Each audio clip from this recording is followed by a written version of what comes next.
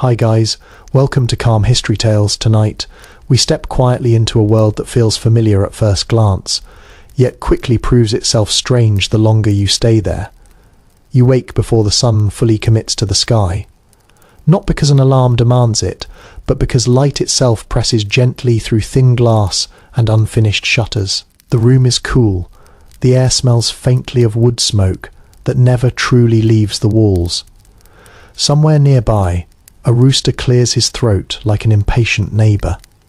You lie still for a moment, listening, realising that in 1776, America the day does not wait for you to be ready. You probably will not survive this, not because of a dramatic battlefield or some heroic last stand, but because everyday life itself is quietly exhausting. Survival here is not about bravery. It is about endurance, routine, and knowing how to do 100 small things correctly every single day without shortcuts.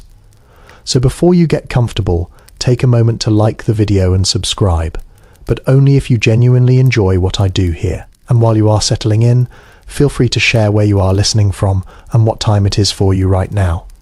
Somewhere in the world, someone else is also waking up to this story. Now dim the lights and let your attention drift back into the room where you wake.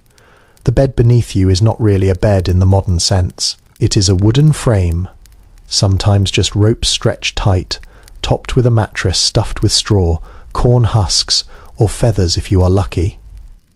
As you shift, it rustles softly, a dry whispering sound that reminds you the stuffing inside was once part of a field. Sheets, if you have them, are coarse linen. They hold the faint smell of soap, sweat, and seasons of use. Cleanliness here is relative. Nothing is truly fresh, only less dirty than yesterday. You are likely not alone. Many households sleep several people to a room, sometimes to a bed. Privacy is a luxury few can afford. Children, siblings, apprentices, or extended family might be breathing nearby. Their sleep marked by quiet sighs and occasional murmurs. This closeness is normal.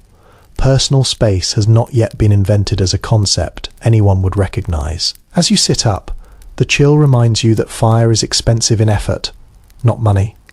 Wood must be chopped, carried, and carefully rationed. The hearth may still be warm from the night before, glowing faintly like a sleeping animal, but it will need coaxing soon. Winter or summer, the day begins with tending fire, because without it, nothing else happens. A widely accepted fact among historians is that most colonial Americans structured their entire day around daylight rather than clocks. Mechanical clocks exist, of course, but they are uncommon and often inaccurate. Time is felt, not measured. You know it is morning because the light says so, because animals say so, because your body has learned when to wake. In some towns, a bell might ring. In rural areas, nature handles scheduling. You swing your legs over the side of the bed, feet meeting a cold wooden floor. Shoes are nearby, heavy and stiff. Shape by wear rather than comfort. Going barefoot indoors is common, but outdoors protection matters. Splinters, mud, animal waste, and sharp stones wait patiently for exposed skin. As you stand, you become aware of the quiet weight of responsibility already pressing in. Food must be prepared, animals must be checked, water must be fetched, children must be guided into usefulness as early as possible. No task is optional. Even wealthier households rely on constant labour, whether by family members, servants, or enslaved people. Here comes one of those strange little details that feels almost unbelievable.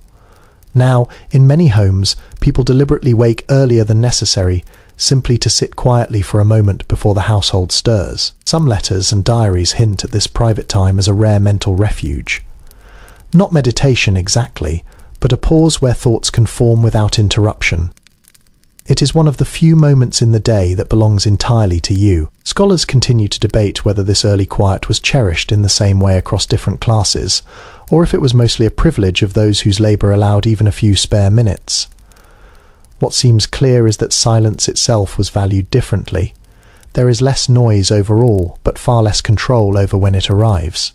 You pull on your clothes slowly. There is no separate wardrobe for sleeping and waking. You may have slept in part of what you will wear today. Linen shirt first cool against the skin. Wool layers follow if the weather demands it. Everything is practical. Nothing is decorative without reason. Buttons are precious. Fabric is reused until it cannot be used anymore, then reused again for rags, insulation or patching. The smell of the room changes as movement stirs the air. Old smoke, damp wood, and the faint sweetness of stored grain mingle together. This is the smell of home. It will follow you everywhere, embedded in your clothes and hair. Outside, the world is already waking. You hear footsteps on packed earth, the low voices of neighbours greeting one another, the creak of wagon wheels starting their slow groan. No one rushes, but no one lingers either. The pace is steady, shaped by necessity rather than ambition. Another well-established historical reality is that most people in 7076, America never imagined themselves as living through a famous moment. The year would later become monumental, but to you right now, it is just another morning with work to be done. Political ideas exist, yes, but they hover at the edges of daily life like distant thunder. What matters first is whether the fire catches, whether the bread rises, whether everyone makes it through the day unheard. A curious aside that still surprises researchers is how rarely people wrote about boredom. Diaries mention fatigue, worry, and discomfort, but rarely emptiness. Life is too full of tasks to feel dull. Exhaustion leaves little room for restlessness. You step closer to the hearth, kneeling to coax the fire awake. Sparks snap softly. The sound is intimate, familiar. You have done this countless times. Your hands know what to do, even if your mind is still drifting between sleep and waking. As the flames grow, warmth spreads slowly, unevenly. Shadows dance across the wall, stretching and shrinking as if the room itself is breathing. This flickering light will guide much of your day. Candles exist, but they're used sparingly. Firelight is precious, both comforting and dangerous. You pause just for a moment, feeling the weight of the day ahead. There is no concept of a weekend waiting to rescue you. Rest comes in fragments stolen between tasks, and yet there is a strange steadiness here, a rhythm that holds everything together. As the fire settles into a steady glow, the household begins to stir around you. The quiet dissolves into motion. The day has started whether you are ready or not, and you move forward with it step by step into the ordinary reality of 1776 America. Sleep here is not the deep, uninterrupted plunge you might expect. It arrives in layers, shallow at first, then heavier, then lighter again. You drift in and out, aware of body shifting nearby of the house, settling with small pops and sighs of the fire, breathing quietly in the hearth. Night in 1776. America is not a sealed container. It leaks sound, temperature, and thought. When you finally remember waking during the night, it does not feel unusual. Many people do. A long-held historical observation suggests that segmented sleep was common. You sleep for several hours, wake for a while, then return to rest again. This middle waking period is not considered insomnia. It is simply part of the night. You might pray, think, talk softly, or tend to a small task by candlelight. Darkness stretches longer here, and the body adapts. The space you sleep in is shaped by necessity, not comfort. Bedrooms as private sanctuaries are rare. Instead, rooms are multi-purpose during the day. This space may hold storage, mending work, or children at play. At night, it transforms into a sleeping area. Beds are often shared not only by couples, but by siblings, apprentices, or anyone passing through who needs shelter. Warmth matters more than solitude. You feel the mattress beneath you again, uneven and alive with texture straw shifts. Feathers poke through, ticking that has been patched many times. Insects are an accepted risk. Fleas and lice are common companions, especially in warmer months. Scratching is normal. You learn to sleep through it, or you simply wake and scratch without thinking. Blankets are heavy, woven thick, to trap heat. Wool smells faintly of animal, especially when damp. In winter, layers are piled high. In summer, the problem reverses. Heat settles, and refuses to leave. Windows are small and sometimes sealed shut for months. Air moves slowly, sweat sticks to skin. You shift searching for cooler patches of linen. A mainstream historical understanding tells us that most colonial homes were poorly insulated by modern standards. Walls let in drafts, roofs leak heat. In winter, ice sometimes forms inside near windows. In summer, the house becomes an oven by afternoon. Sleep is shaped by the season as much as by exhaustion. Sound travels differently at night. Without engines or electricity, the world quiets in a way that feels almost complete. You hear things you would ignore today: a distant dog barking, wind moving through trees, the faint crack of cooling wood in the frame of the house. Even the breath of the person beside you becomes a kind of rhythm, something your own breathing unconsciously matches. There is an odd comfort in this shared vulnerability. Locks exist, but many doors are secured more by habit than hardware. Communities rely on proximity and familiarity. You know the sounds of your household. Anything unfamiliar stands out immediately. A lesser-known but fascinating detail appears in personal letters. Some people intentionally position their beds to face east, believing morning light or divine symbolism mattered. Others arrange sleeping spaces around the hearth, believing fire offered protection against illness and evil alike. These beliefs vary widely and hint at a mental world where physical comfort and spiritual safety blur together. Scholars still debate how much sleep deprivation affected daily life. Some argue that shorter broken sleep was offset by naps and seasonal rhythms. Others suggest that chronic fatigue was simply accepted as normal. What is clear is that the idea of waking fully refreshed is not part of the expectation you wake, because you must not, because you are done resting. Nighttime also brings vulnerability. Fire is both ally and threat. Many families bank the fire, carefully covering embers with ash to preserve heat without risking sparks. Despite precautions, fires are common and devastating. You sleep with one ear tuned for danger, even if only subconsciously. The darkness itself feels heavier. Without streetlights, the night presses close to the walls. Step outside, and the stars explode across the sky, bright and crowded indoors. Shadows gather in corners, candles flicker, casting faces into unfamiliar shapes. Children sometimes fear the dark, but so do adults, though they rarely admit it. You become aware of smells more intensely at night. The day's labour lingers in clothing and skin. Smoke clings. Animals housed nearby at their own presence. Chamber pots are kept close used, quietly emptied later. Hygiene is practical rather than fastidious. Clean enough is good enough. A quirky observation from household accounts suggests that some families intentionally rotated sleeping positions, believing it helped prevent illness or bad luck. Others slept with personal items, close tools or weapons ready in case of emergency. Sleep is not a surrender, it is a cautious truce. As the night deepens, the house settles into its rhythm. Breathing synchronizes, creaks repeat. Your own thoughts slow, shaped by fatigue rather than intention. Worries still surface about food stores, whether health and money, but they float more gently now, less sharp at the edges. Eventually, you drift again, not into oblivion, but into a lighter state where dreams mingle easily with reality. You might dream of the day's work of walking long roads of voices calling your name. Dreams here are not analysed. They are noted, sometimes shared, sometimes ignored. When morning comes, it arrives gradually, first a subtle lightening of darkness, then the sound of animals stirring, then movement nearby. You wake not all at once, but in stages, body reassembling itself for another day. As your eyes open, the memory of shared sleep lingers. This closeness, this lack of separation between lives, is simply how things are. Rest here is communal, imperfect, and deeply human. You rise knowing that tonight you will return to this same space, the same patterns, the same half-dreamed rhythms that carry you through life in 1776 America.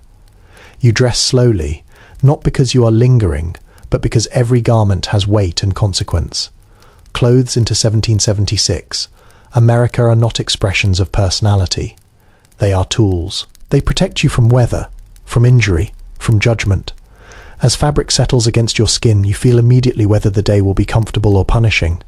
The linen shirt goes on first. It is thin but sturdy, woven tightly enough to last years. Linen is valued because it can be washed hard. And often cleanliness here does not mean spotless, it means serviceable. The shirt carries faint traces of soap and sun from its last washing. A small victory over grime. If it feels especially soft, it is because it has been worn and repaired many times already. Over that comes wool if the season demands it. Wool scratches slightly, especially when new, but you have learnt how to layer it, so seams fall where they bother you least. In cold months, wool is life. It traps heat even when damp. In summer, you endure it because there is no better alternative for durability. Cotton exists, but it is not cheap or common in finished garments. A well-known historical reality is that most people owned very few sets of clothing. 2 outfits might be plenty, one for daily work, one for church or important occasions. Clothing is expensive in time, as much as materials. Spinning, weaving, cutting, sewing, and mending all take hours. You treat fabric with respect because replacing it is not simple. As you pull on breeches or a skirt, you feel how clothing shapes movement. Nothing stretches, everything resists slightly. You learn how to bend, lift, and walk within these limits. Fashion follows function. Even wealthier styles remain structured and heavy by modern standards. Comfort is secondary to durability and propriety. Shoes come next, stiff leather shaped more by past wear than by your foot. They rub at first, then soften slowly over months or years. Many people own only one pair. SOS are repaired repeatedly. When shoes finally fail, you might go barefoot longer than feel safe, especially indoors or in summer fields. You fasten buttons or tie strings, noticing how many closures rely on simple knots rather than metal. Buttons are valuable enough to be salvaged when garments fall apart. Nothing is thrown away without being reduced to its smallest usable form. There is a social language embedded in clothing that you absorb without thinking. Clean but patched suggests respectability and effort. Dirty or torn without repair suggests neglect or poverty. Fine fabric signals wealth, but also invites scrutiny. People notice clothing quickly because it reveals how carefully you manage your life. A curious detail emerges from probate inventories and personal accounts. Some families listed clothing as one of their most valuable possessions, ranking it alongside tools and livestock. To modernize, this seems strange, but here clothing represents stored labor. It is work you do not have to redo. Historians still disagree on how rigidly class boundaries were enforced through dress in colonial America. Some argue that clothing allowed for more social fluidity than later periods. Others suggest that subtle distinctions in fabric cutliness were read instantly by those who knew how to look. What is certain is that appearance mattered even when survival came first. You adjust your outer layer and feel the weight settle onto your shoulders. Coats are heavy, long, and often passed down. In bad weather, they become armor. In good weather, they are carried rather than worn draped over an arm or saddle. Hair is handled simply. Styles are practical. Wigs exist, but mostly among the wealthy or professional classes. Powdered hair is more likely in cities. For most people, hair is tied back, covered, or braided to keep it out of the way. Hats are nearly universal outdoors. They protect from sun rain and social judgment. Going bareheaded in public feels oddly exposed. You glance down at your hands. Nails are short, often broken. Skin is roughened by work. Gloves exist, but are used selectively. Hands tell stories here. They reveal occupation, age, and health more honestly than words. There is a small, almost humorous detail recorded in some letters. People complained about the smell of new wool clothing, describing it as sheep-like or oily, yet they still prized it. The smell faded with use replaced by smoke and sweat, which felt more familiar. As you finish dressing, you become aware that your clothes will not change again until evening. There is no fresh outfit waiting after work. You will eat labor travel and socialize in these same garments. Spills are brushed off. Stains are accepted. Perfection is not expected. The sensation of being fully dressed brings a sense of readiness. Clothing here is psychological as well as physical. It signals that the day has begun and that you are prepared to meet it. Even children feel this shift. Being dressed means being useful. As you step closer to the door, the fabric cracks softly with movement. Wool whispers, linen rustles. These sounds are part of the household mourning, as familiar as voices and fire. You pause briefly, adjusting a sleeve, tightening a tie. The weight of your clothes grounds you. They remind you that the body is not separate from the day's work. Everything you do will be done inside these layers under the same sky, carrying the same smells and textures until night returns. With one last glance around the room, you move forward, dressed not for comfort, but for reality. Stepping fully into the lived world of 1776 America. Morning moves forward whether you feel ready or not, and hunger makes that fact impossible to ignore. Breakfast, America does not announce itself with variety or aroma drifting from a machine. It begins quietly with preparation that started long before you woke. You feel it now as your stomach tightens, not demanding choice, only sustenance. You step closer to the hearth where the fire you coaxed earlier has settled into a steady, useful heat. Someone has already placed a pot nearby. It is darkened from years of use, its surface scarred but dependable. Meals here are built on repetition. Familiarity is not boredom, it is reassurance. A common understanding drawn from household records is that breakfast rarely differed much from other meals. There is no special category for morning food. You eat what is available, what keeps, and what fills you enough to work. Cornmeal is everywhere. It becomes porridge mush or bread depending on time and tools. The smell is plain and earthy, slightly sweet when fresh water must be fetched before anything else. You or someone nearby steps outside with a bucket boot, scraping against packed earth. The air's cool, damp with morning. The walk to the well or pump is short but necessary. Each trip reminds you that convenience does not exist here. Every action has weight because it requires movement.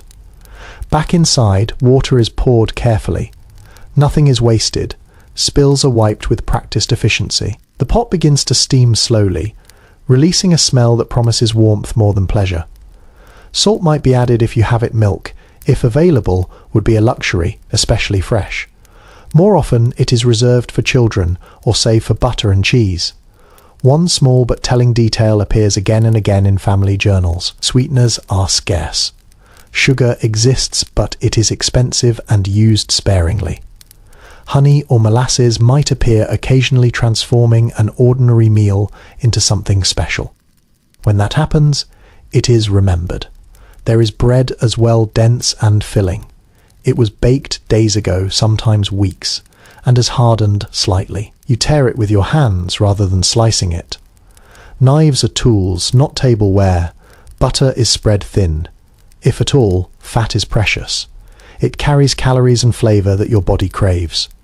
You eat standing or sitting wherever space allows. There is no formal table in many homes. Children eat quickly, already restless. Adults eat with purpose, aware the work waits. Conversation is minimal. Morning is not for reflection, it is for preparation. Modern researchers broadly agree that colonial Americans consumed far more calories at breakfast than many people do today.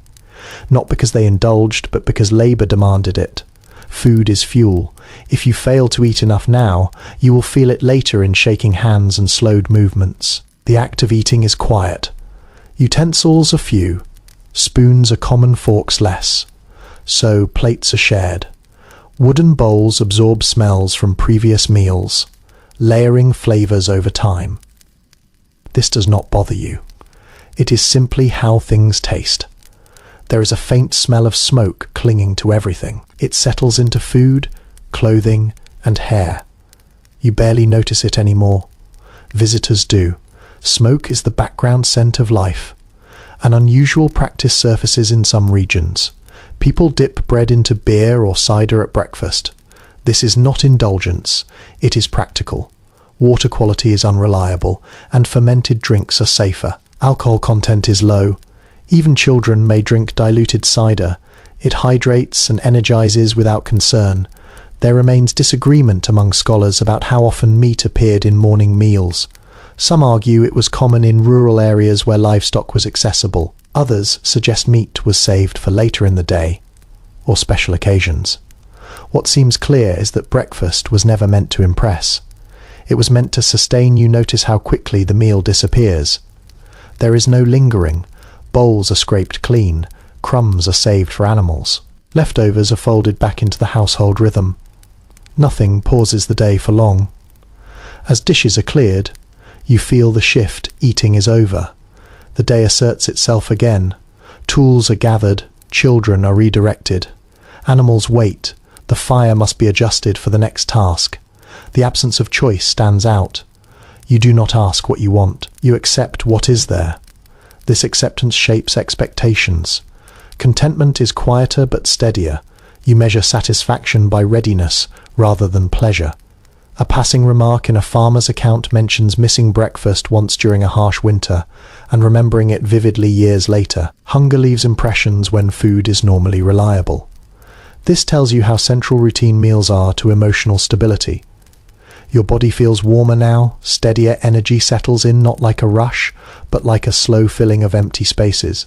This is enough to work, enough to endure. As you step away from the hearth, the smell of cornmeal lingers faintly in the air.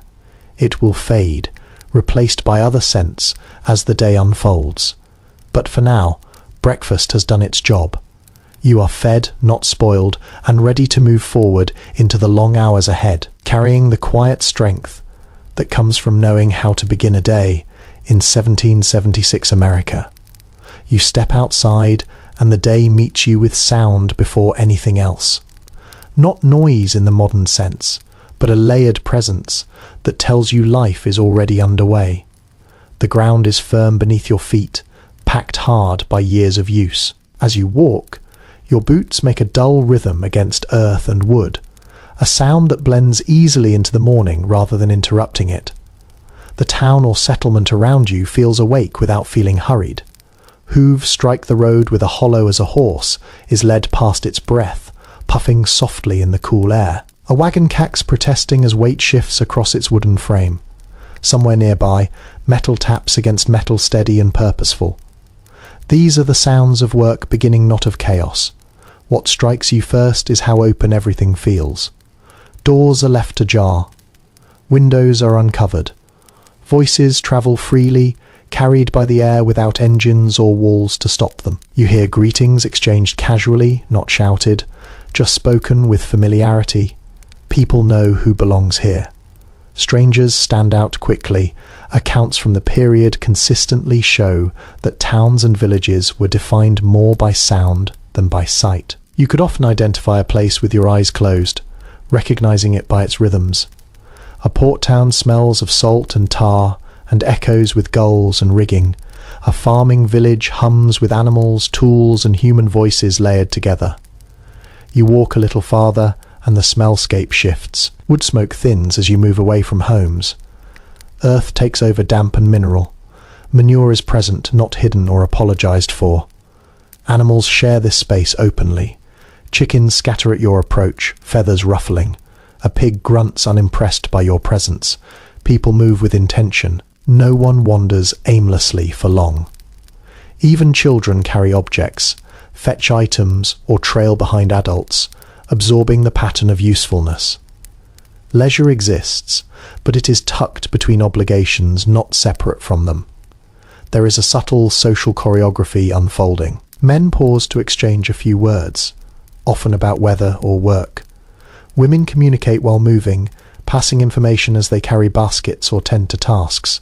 News travels like this, woven into daily motion rather than announced. One detail that often surprises modern readers appears in town descriptions. Bells are used sparingly. Church bells mark important moments, but everyday timekeeping relies on habit. Too much noise is unnecessary. Silence, when it happens, feels meaningful. There is still disagreement among historians about how loud colonial towns truly were compared to modern cities. Some argue that without machinery, overall volume was lower. Others point out that animals, people, and constant manual labor created a steady backdrop of sound that never truly stopped. What is clear is that sound carried differently, travelling farther and feeling more personal.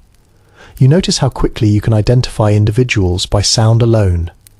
Footsteps vary, tools strike with recognizable patterns. Voices are familiar. This closeness reinforces accountability. It is hard to disappear in a place where everyone knows how you move. An almost throwaway comment in one traveller's journal mentions feeling unsettled by the quiet at night after leaving a busy settlement. The absence of sound made it difficult to sleep.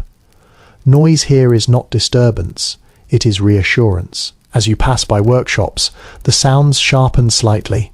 A hammer rings against metal, clean and bright. A saw bites into wood with a steady rasp. These sounds are honest. They announce creation rather than consumption. You can tell what is being made by listening. Smells layer themselves onto the air. Tanned leather brings a sharp, oily note. Fresh cut wood smells sweet and green. Bread baking somewhere down the street adds warmth to the mix. You inhale without thinking, your body catalogue in these signals as familiar markers of safety. The road itself tells stories. Grooves carved by wagon wheels guide your steps. Mud dries unevenly, recording yesterday's weather. You read the ground unconsciously, knowing where to step and where to avoid. Shoes are precious. A twisted ankle could undo weeks of labour. People acknowledge one another with nods or brief words. Politeness is efficient. There is no small talk for its own sake, but there is recognition. Belonging here is quiet and constant. A curious practice noted in some communities involved designated town criers, but they were not universal in many places. Important announcements were spread informally, repeated from mouth to mouth until everyone knew. Accuracy depended on trust rather than authority. You pause for a moment, letting the soundscape wash over you. There is no single dominant noise. Instead, everything exists in balance. Movement, breath, tool, animal, and voice blend into a living pattern that feels steady and predictable. As you continue walking, you realize that these sounds will follow you all day. They will change in pitch and pace as tasks shift, but they will not disappear. Even solitude here carries echoes of others nearby. By the time you turn toward your next responsibility, the town has fully claimed you. You are no longer just moving through space, you are participating in it. Each step adds to the rhythm, each sound confirming that you belong to this ordinary, hard-working world of 1776 America. Work begins without ceremony. There is no bell, no announcement that separates life from labour. 'Cause the two have never truly been divided. You step into your task as naturally as breathing, guided by habit rather than instruction. Whatever your place in this world, work defines how the day unfolds and how you are seen by others. If you are a farmer, your attention turns immediately to land and animals. Fields wait patiently, but they do not forgive delay. You feel soil between your fingers, judging moisture and texture with an instinct built over years. Tools lean nearby, worn smooth, where hands have gripped them thousands of times. Each one has a specific purpose, and using the wrong tool wastes energy you cannot spare. If you live in town, your labour might take a different shape. You could be apprenticed to a trade, learning through repetition rather than explanation. A blacksmith shop greets you with heat and ringing sound. A cooper's yard smells of wood and sap. Shops open early because daylight is the most reliable resource you have. When the sun is gone, work becomes slower and riskier. One broadly accepted conclusion drawn from economic records is that most people in 1776 America worked far more hours than a modern schedule would allow. The concept of an 8-hole workday does not exist. Instead, labour expands or contracts with season. Summer days stretch long and demanding. Winter shortens tasks, but adds new challenges. You notice how quickly your body settles into motion. Muscles warm. Breath finds a rhythm. Pain exists. But it is familiar. It does not surprise you. Everyone carries small injuries, sore joints, and old strains. You work around them instinctively, adjusting posture without conscious thought. There is a sharp distinction between types of labor, but little illusion about their value. Skilled trades earn respect, but physical work earns survival. If you fail to contribute, you feel it immediately in how others respond. Usefulness is social currency. Enslaved people experience this reality in its harshest form. Their work begins early and ends late, controlled by others and enforced by threat. For them, labor is not just necessity, but domination. You see it in how they move quickly, efficiently, often silently. Their skills are real, even when denied recognition. Children work alongside adults. Small hands fetch water, gather fuel, scare birds from crops, or mind younger siblings. Learning happens through doing. Mistakes are corrected quickly, sometimes gently, sometimes not. Childhood here is not protected space. It is preparation. An interesting observation from household accounts reveals that people often measured time by tasks rather than hours. You know, it is mid-morning because certain chores are finished. Noon arrives when the sun reaches a familiar angle and stomach, signal the need for another meal. Time is embodied. There is active debate among historians about how people mentally experience this constant labor. Some argue it created a sense of stability and purpose. Others suggest it limited imagination and personal freedom. The truth likely varies by individuals shaped by temperament and circumstance. You pause briefly to wipe sweat from your brow. Cloth darkens where moisture gathers. The smell of your own effort rises sharp but honest. No one remarks on it. Everyone smells like work. Cleanliness is judged at day's end, not in the middle of labor. Tools are shared, borrowed, repaired. A broken handle is fixed rather than replaced. You take care of what you own because loss is expensive. There is pride in maintaining equipment and keeping things functional beyond their expected life. A lesser-known detail appears in some workshop rules. Singing while working is discouraged in certain trades, not for moral reasons, but because it distracts from precision. In others, rhythmic sound is encouraged to keep pace. Work shapes culture in small, specific ways. As the morning progresses, you feel hunger again, but it is distant. Your body knows another pause will come later. For now, movement matters more. Focus narrows to the task in front of you. Conversation during work is brief and purposeful. Advice is given quickly. Stories are shared only when hands are busy, and minds can wander without consequence. Silence is not awkward. It simply means attention is focused. You look around and see the same pattern repeated everywhere. People bent over tasks absorbed, moving with efficiency learned through necessity. This is not a society waiting for something to happen. It is one constantly in motion. By the time the sun climbs higher, work has already left its mark: dirt under nails, heat in muscles, a quiet satisfaction in progress made. You straighten for a moment, stretching your back, and glance toward where the day will carry you next. Labor here is not something you finish, it is something you inhabit. As you step back into motion, you understand that work is not interrupting life. It is life steady and unavoidable, carrying you forward through another ordinary day in 1776 America. As the morning stretches on, you begin to notice a kind of labor that never seems to end because it is rarely acknowledged as finished. Women's work does not announce itself with noise or visible results in the same way fieldwork or trades do. Instead, it weaves quietly through every hour, holding the household together without pause. You watch as tasks overlap and repeat. Food preparation continues long after breakfast, with dough mixed for later meals and ingredients preserved for weeks ahead. Clothing is mended while watching children. Floors are swept not because they stay clean, but because dirt returns constantly. Every action seems small on its own. Together, they consume the entire day. Records from the period leave little doubt that women's labor form the backbone of household survival. Without it, families would unravel quickly. Yet this work rarely appears in official documents. It is invisible precisely because it is assumed.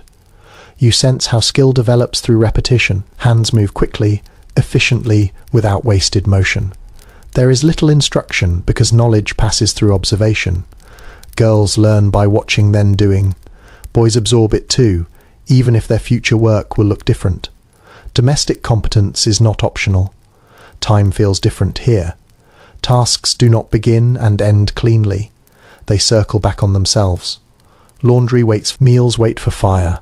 Children wait for attention that must be given in fragments. You feel pulled in several directions at once, always aware of what needs doing next. One easily overlooked habit appears in household correspondence. Women often rose earlier and slept later than others, not from virtue but necessity. Quiet moments before and after the household stirred were the only times certain tasks could be completed without interruption. There is disagreement among modern historians about how women themselves perceived this constant labour. Some argue it offered a sense of authority within the household.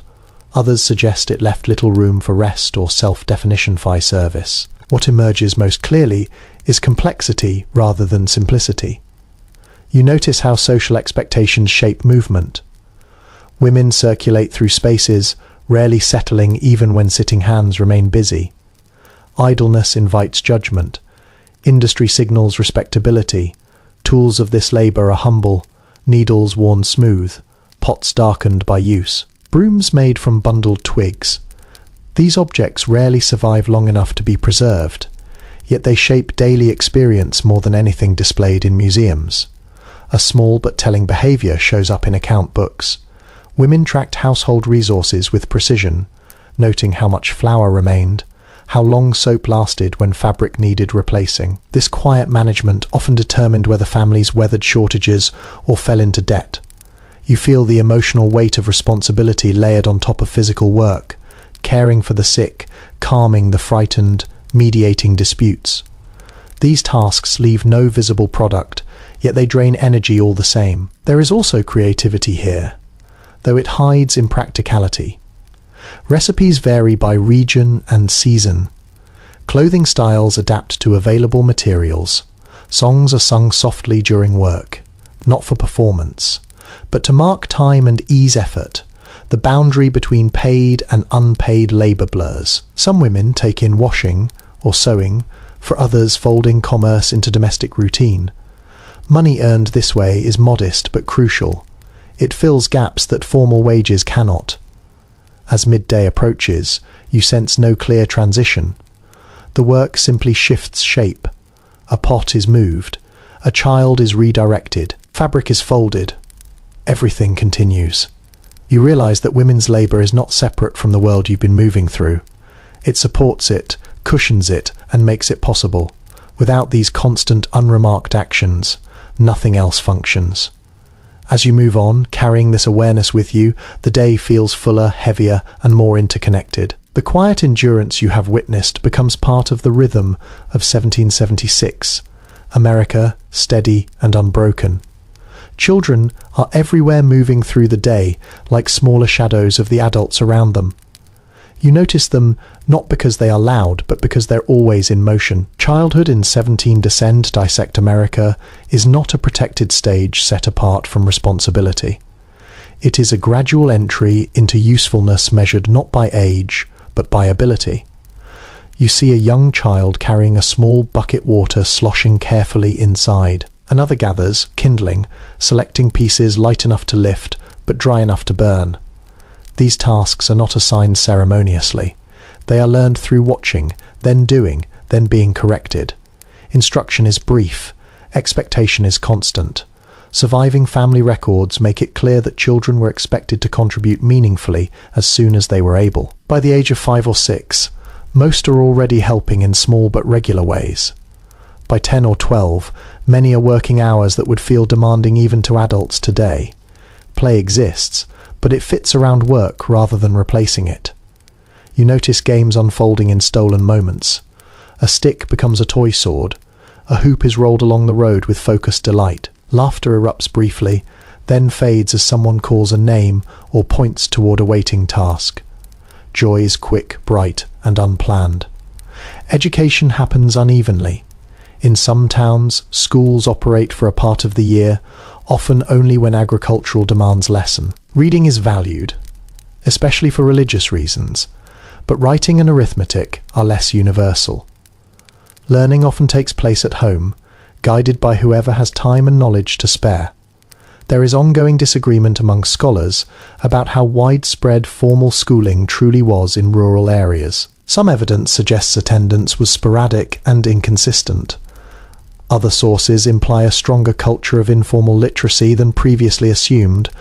What remains certain is that education bends around labour, not the other way around. You watch children absorb adult conversation without comment. They hear discussions of money, illness, weather, and conflict. Nothing is simplified for their benefit. Understanding comes gradually shaped by exposure rather than explanation.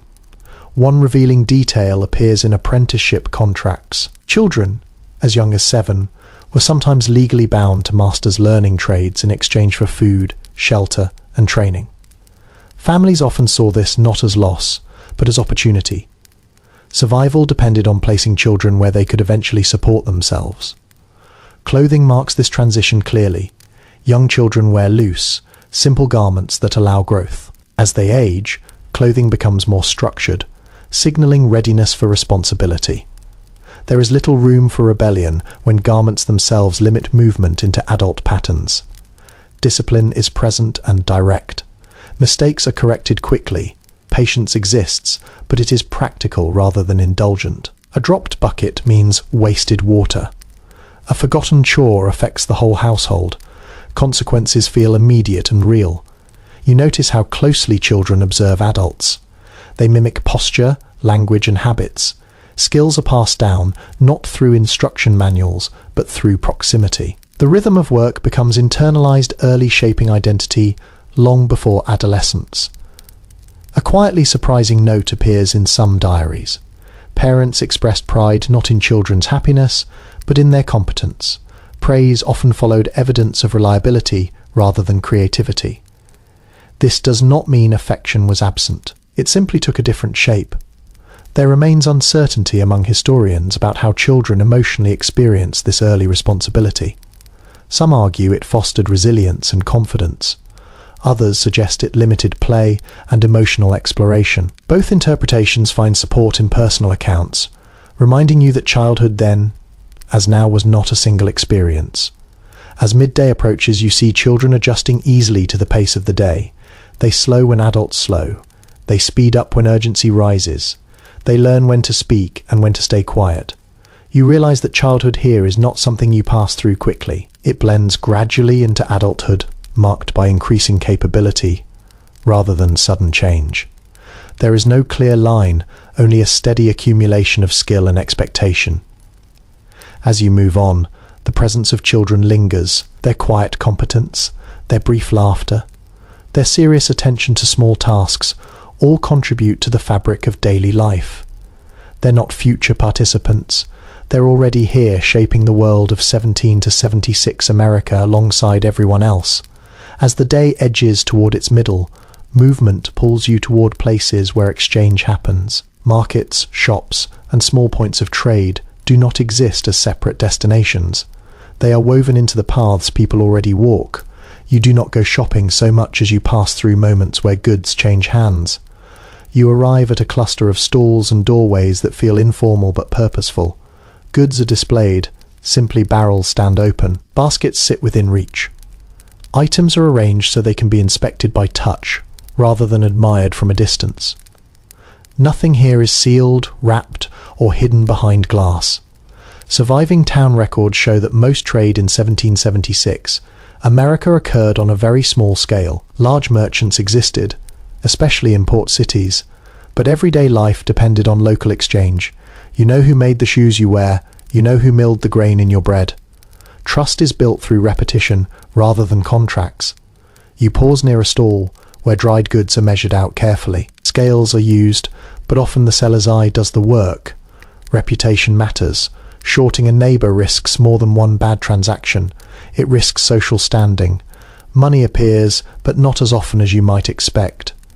Coins pass from hand to hand, worn smooth, their markings sometimes barely visible. Spanish silver circulates freely alongside British currency. Value is understood more by weight than by face. Still, many exchanges do not involve money at all. One quietly consistent detail in account books is the reliance on barter and credit. You promise payment later, you settle accounts after harvest. You trade labor for goods. This system works only because people expect to see one another again. There remains lively debate among economic historians about how stable this credit-based system truly was. Some argue it created resilience, allowing communities to function despite shortages of cash. Others point out that it also created tension, dependency, and quiet resentment when debt stretched too long. Both views surface in personal letters filled with gratitude one moment and anxiety the next. You notice how conversation flows during trade. News travels alongside goods. Someone mentions a sick relative. Someone else asks about the weather upriver. Information is as valuable as anything on display. Markets function as social centers as much as economic ones. Shops that operate indoors feel different. A tailor's space smells of cloth and chalk. A cooper shop is loud with mallets and rings. These places invite you to linger just long enough to place an order or collect something finished. There is no browsing in the modern sense. You come with a purpose. A small but revealing habit shows up in merchant correspondence. Shopkeepers often kept mental ledgers alongside written ones, remembering customers by face and history, forgetting who owed what was not just a mistake. It was a social failure. You sense how access shapes experience. Women participate actively in markets, especially for household goods. Enslaved people may be sent to purchase items carrying messages as well as money. Children trail behind, absorbing the mechanics of exchange. Early quality matters more than novelty. You handle items carefully, feeling for flaws. Returning a purchase is rare and awkward. You choose slowly because mistakes are costly. Smells gather here. Leather grain, fish, smoke, and human presence blend together. It is not unpleasant, just dense. The air feels used, voices overlap without shouting. There is an unspoken rhythm to negotiation that you follow instinctively. Some regions hold regular market days. Others rely on informal exchange whenever paths cross. Either way, trade is embedded in daily movement. You do not step out of life to acquire things. Acquisition is part of living. A passing remark in a traveller's journal notes surprise at how little advertising existed. Signs were simple. Word of mouth did the rest. You found what you needed by knowing where to look and who to ask. As you finish your small business, whether trading, purchasing, or simply listening, you feel the subtle satisfaction of connection. Needs have been met. Information gathered, relationships reinforced. You turn away goods in hand or promises made and fold back into the day's flow. The market does not close so much as dissolve, each person carrying its effects with them. Trade here leaves no sharp boundary. It simply fades back into ordinary movement, sustaining life in 1776. America, one small exchange at a time. By now, you've handled goods, exchanged words, and promised things that will be settled later. That is when you begin to notice something quietly unsettling. Actual money is strangely absent. Coins appear and disappear, but they never seem to linger along in anyone's pocket, including yours. You reach instinctively for payment and hesitate. A few pieces of silver sit heavy in your hand, worn so smooth, their markings feel almost decorative rather than official. They're valuable, yet everyone treats them cautiously, as if they might vanish the moment they are spent, and often they do. Personal count books from the period make one thing unmistakably clear: cash is scarce. Even people considered comfortable often operate with little hard currency. Wealth here does not sit in wallets. It lives in land, tools, animal-stored goods, and reputation. Money is useful, but it is not the foundation of daily exchange. You sense this immediately in how people speak. Instead of prices, you hear terms like owed, due settled after harvest, or put it on account. These phrases flow easily without embarrassment. Credit is not failure, it is infrastructure. You promise to pay later, and the promise is accepted, not because of a signature, but because you are known. Your character functions as collateral. This makes honesty more than a virtue. It makes it necessary. Coins themselves come from many places. British pounds circulate, but so do Spanish dollars, Dutch coins, and local issues of varying quality. Value is judged by weight and metal content rather than by face. You learn quickly which pieces are trusted and which raise suspicion. One small but revealing detail appears in merchant correspondence. Shopkeepers sometimes bit coins lightly to test softness. A quick check for debased metal. It is not theatrical. It is practical. Trust is layered, not blind. You notice how people delay spending cash whenever possible. Coins are saved for taxes, large purchases, or emergencies. Everyday needs are handled through trade or credit. This creates a web of obligations that binds the community together, sometimes uncomfortably. Modern economic historians do not fully agree on whether this system made people more secure or more anxious. Some argue that mutual dependence strengthened social bonds. Others suggest it trapped families in cycles of debt that were difficult to escape. Both interpretations surface in surviving letters that swing between gratitude and quiet worry. You feel the tension yourself. Credit allows you to function despite scarcity. But it also means you are never entirely finished. Something is always owed. Even after a good harvest, accounts must be settled carefully to avoid damaging trust. Taxes complicate everything. Colonial and local levies are often demanded in specific forms, sometimes requiring cash rather than goods. This forces people into difficult choices, selling produce or labor at inconvenient times to meet obligations. Money becomes most visible when authority demands it. A detail tucked into town meeting notes reveals that disputes over payment were common, but often resolved informally. Elders or respected neighbours mediated disagreements. Legal action existed, but it was costly and slow. Social pressure usually worked faster. You become aware that money changes relationships. Lending or borrowing can shift balance subtly. Gratitude mixes with resentment. Generosity is remembered. Stinginess lingers. Every transaction carries emotional weight alongside economic value. Women play a significant role in this system, managing household accounts and tracking who owes what. Their memory often serves as the true ledger. Enslaved people, meanwhile, exist outside the system, entirely treated as property rather than participants. Their labor generating wealth they cannot claim. Children absorb these lessons early. They hear discussions of debt and payment without explanation. They learn that promises matter. Breaking one carries consequences that echo. There remains uncertainty among scholars about how people mentally categorized money itself. Some evidence suggests it was seen as unstable and even morally suspect, while tangible goods felt safer. Other sources imply a growing familiarity with cash, especially in port cities. Experience varied widely by region. As the day moves on, you tuck your few coins away carefully. They clink softly, a sound that draws attention. You become conscious of how visible money feels when it is rare. Spending it requires thought. You realize that the absence of money does not slow, it simply reshapes it. Exchange becomes personal. Obligation becomes social. Trust becomes currency. When you leave the space of trade and return to work or home, the promises you've made travel with you. They sit quietly in your mind. Reminders that life here is not balanced by numbers alone. Money may be scarce, but connection is not.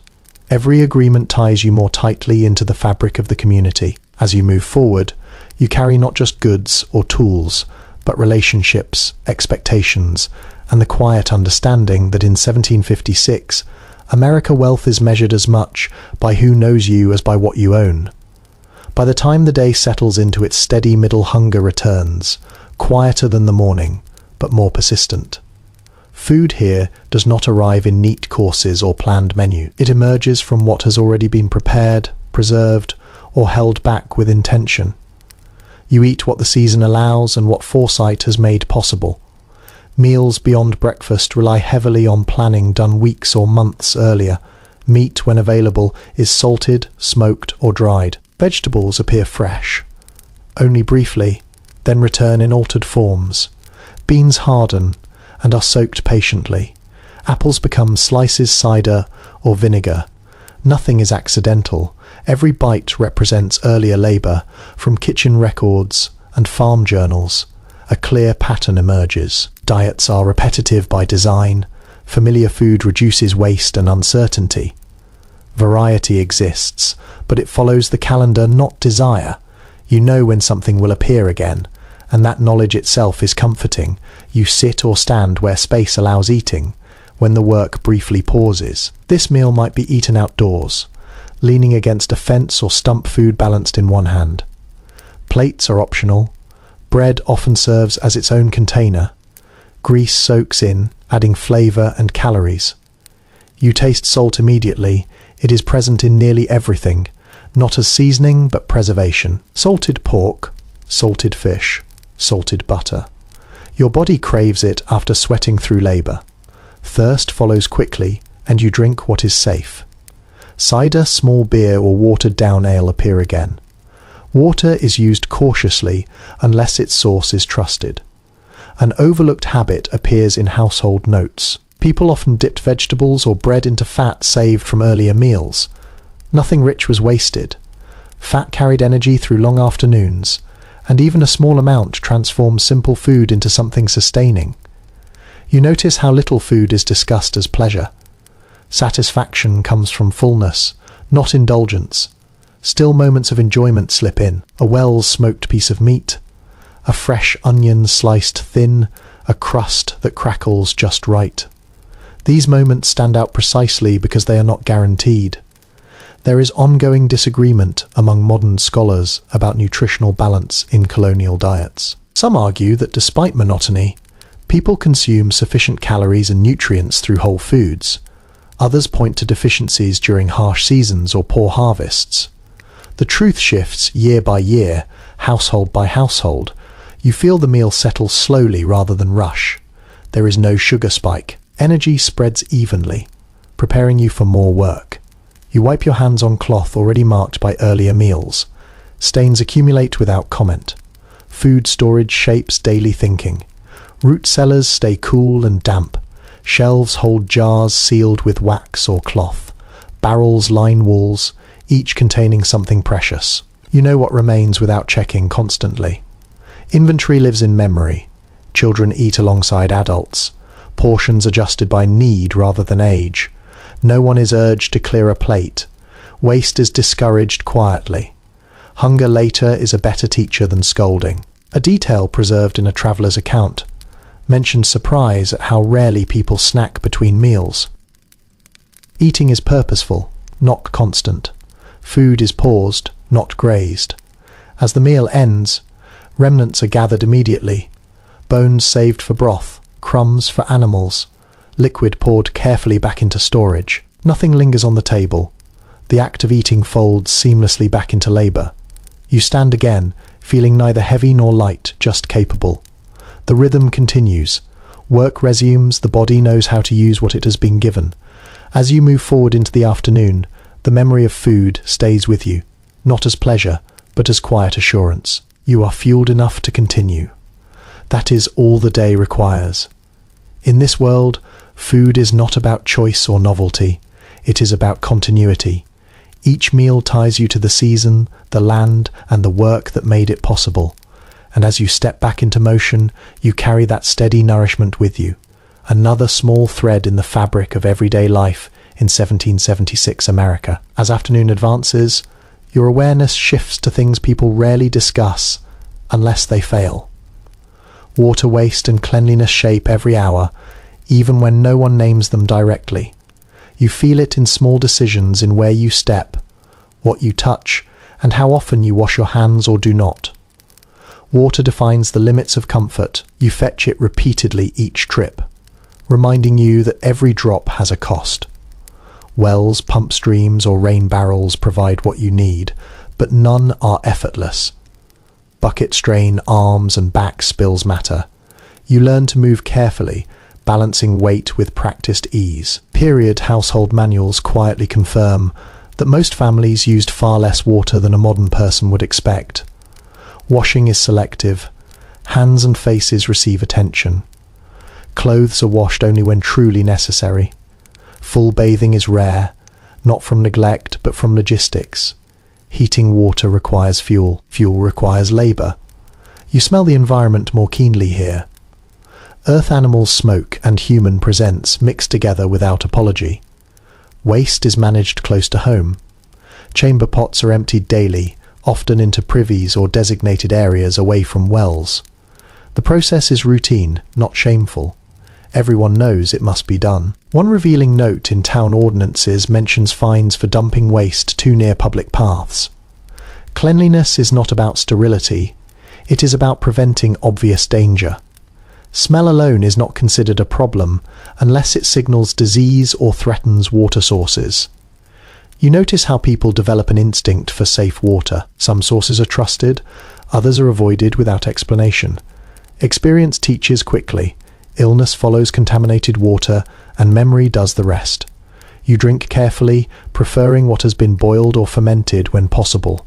There remains uncertainty among modern researchers about how effective these practices truly were at preventing disease. Some evidence suggests communities adapted surprisingly well. Other records point to frequent outbreaks of illness tied directly to sanitation failures. The balance likely depended on local geography and habit.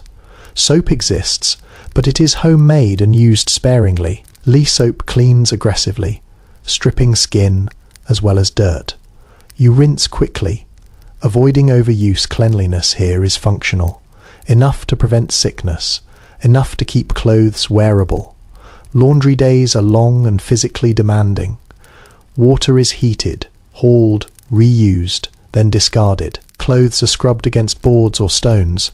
Drying depends entirely on weather. You plan washing around forecasts, because damp fabric left too long can sour and ruin hours of work.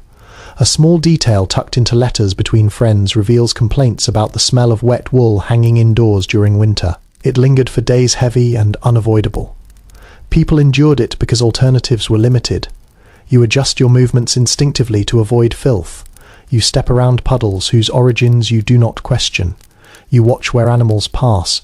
You wipe hands on cloth rather than reaching immediately for water.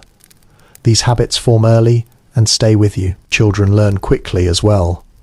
They are corrected sharply when they stray too close to waste areas or play near questionable water. Fear is practical. Illness strikes hardest among the young, and everyone knows it. Despite all this, the environment feels alive rather than dirty. Nature absorbs much of what humans produce. Soil takes waste.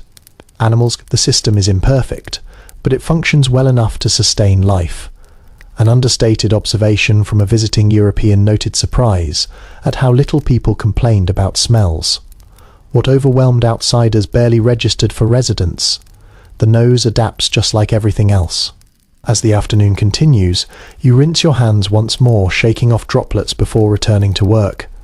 The water feels cool and grounding, clean enough. That phrase carries meaning here. You realize that health in this world depends less on perfection than on awareness. Knowing where danger lies, knowing when to act, knowing when to accept what cannot be changed. As you step forward, you carry this understanding. Cleanliness is not invisible labor. It is constant attention woven quietly into daily life. You do not think about it often, but it shapes everything you touch, every sip you take, and every step you place in the ordinary grounded world of 1776 America. Illness does not arrive dramatically. It slips in quietly, announced first by a heaviness in the limbs or a warmth that feels slightly wrong. As the afternoon wears on, you become more aware of how fragile the body feels in this world. Health is not assumed, it is watched, negotiated, and often worried over. When someone falls sick, the household responds immediately. There is no clinic to visit, no professional guarantee to appear. Care begins at home, guided by memory tradition, and whatever remedies are within reach. You recognize the smell of herbs steeping in hot water, bitter, sharp, and earthy, comforting simply because they are familiar. The common understanding passed down through generations is that balance matters: heat and cold, wet and dry, rest and exertion. Illness is thought to come from imbalance rather than invasion. Treatments aim to restore harmony, not to attack a cause you cannot see. You feel a hand press against a forehead. gauging temperature by touch alone. Fever is judged comparatively. Hotter than yesterday, cooler than this morning. Improvement or decline is measured in small shifts. There are no numbers to reassure or alarm you. Household medical knowledge is extensive. Especially among women, they know which plants soothe stomachs, which ease coughs, which calm nerves. This knowledge is practical, earned through repetition and observation. Remedies are adjusted quietly when something does not work. Surviving notebooks and recipe collections make it evident that home medicine was not fringe practice. It was primary care. Physicians exist, but they are expensive, distant, and not always trusted. You call one only when the situation feels beyond household control. One revealing habit appears in personal correspondence. People often delayed seeking outside help, hoping the body would correct itself, not from stubbornness but from experience. Many ailments passed on their own. Intervention carried risks. Bloodletting, purging, and blistering are known practices accepted by many as standard treatment. You watch with a mixture of faith and fear as these methods are considered. Relief sometimes follows. Other times, weakness deepens, outcomes vary, and everyone knows it. There is no clear consensus among modern historians about how effective these treatments truly were. Some argue they occasionally helped by chance or placebo. Others suggest they often worsened conditions. The records show both recoveries and tragedies. Sometimes following the same approach, children are watched closely. Their illnesses progress quickly. Parents listen to breathing count hours of sleep note appetite. Fear is constant but controlled. Panic serves no purpose. Death is never far from thought. Even when health is good, it lingers as possibility, shaping caution. You avoid cold drafts. You rest when you can. You eat when food is. These habits are not indulgence. They are survival strategies. An understated detail appears in a minister's journal. He notes how often illness was interpreted as moral or spiritual signal, especially during epidemics. Reflection accompanied treatment. Prayer existed alongside pusses without contradiction. Despite limited tools, care is attentive. Someone sits nearby through the night. Water is offered often. Comfort is given freely. Touch matters, presence matters. When recovery comes, it feels gradual. Strength returns slowly, like light after a long dusk. The household exhales not loudly but deeply. Gratitude replaces fear without ceremony. You realize that health here is not an individual experience. It belongs to the group. One person's illness disrupts everyone's routine. One recovery restores balance. As you move back into the afternoon, the awareness stays with you. Every ache is noticed. Every breath is appreciated. Wellness feels temporary, not guaranteed.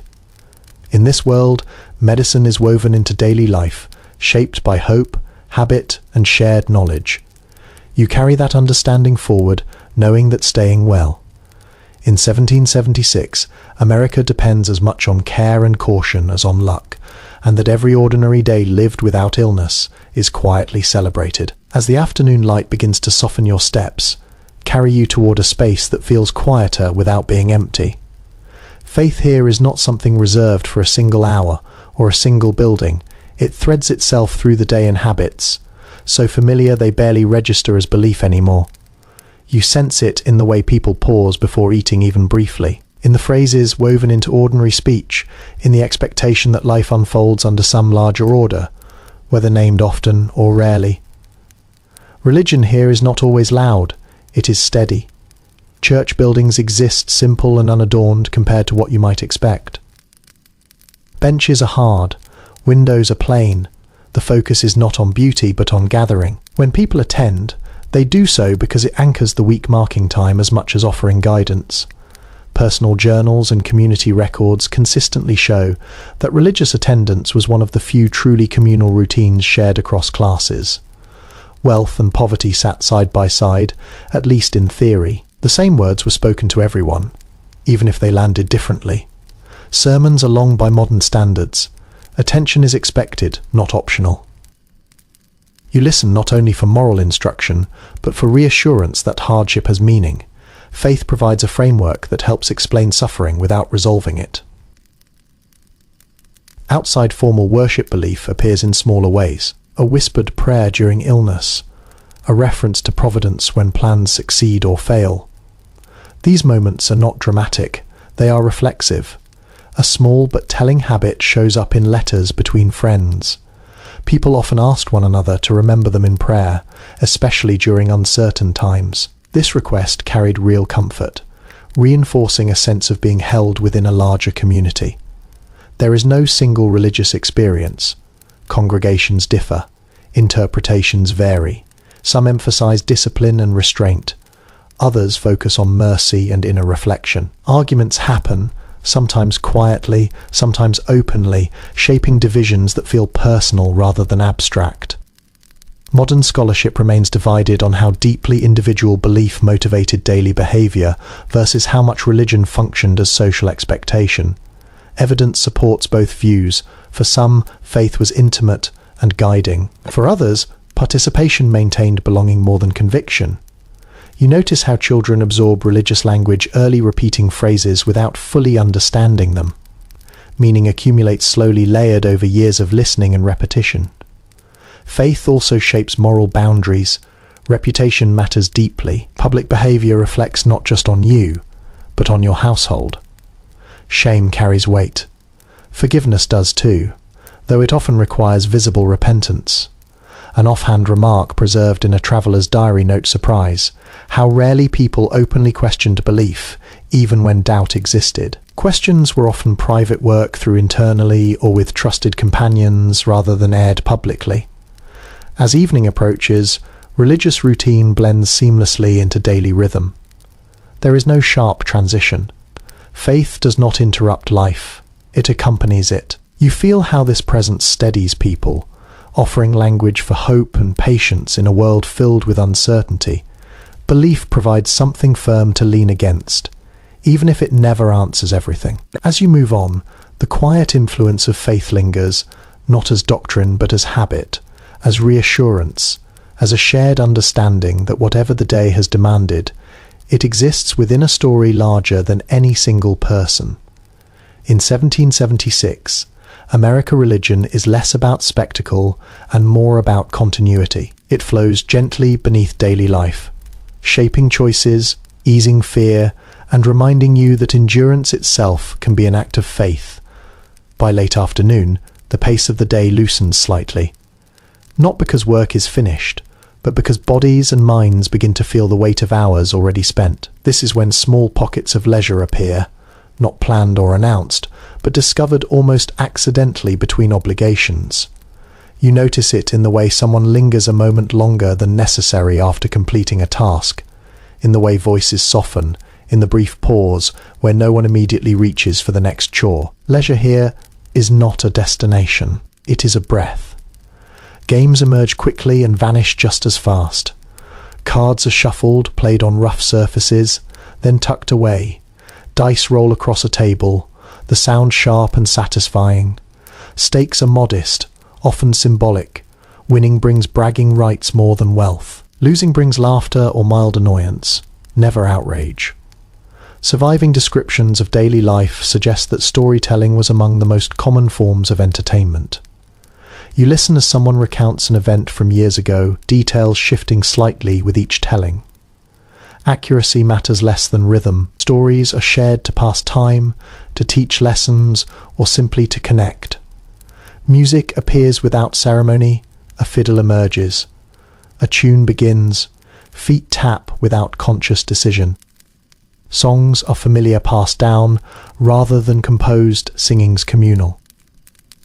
Talent is appreciated, but participation matters more. There is an enduring question among historians about how much leisure people truly experienced. Some argue these moments were rare and fleeting. Others believe that regular pauses existed woven naturally into work rhythms. What seems certain is that leisure was not passive. It required presence. You feel how different this is from modern rest. There is no escape into distraction. Leisure happens face to face, sound to sound. Silence itself can be leisure when shared. A small but revealing detail surfaces in diary entries. People often describe these moments not as entertainment, but as relief. Relief from worry, relief from repetition, relief from isolation. The language matters. Leisure here is restorative rather than indulgent. Children join easily, shifting from play to chores and back again.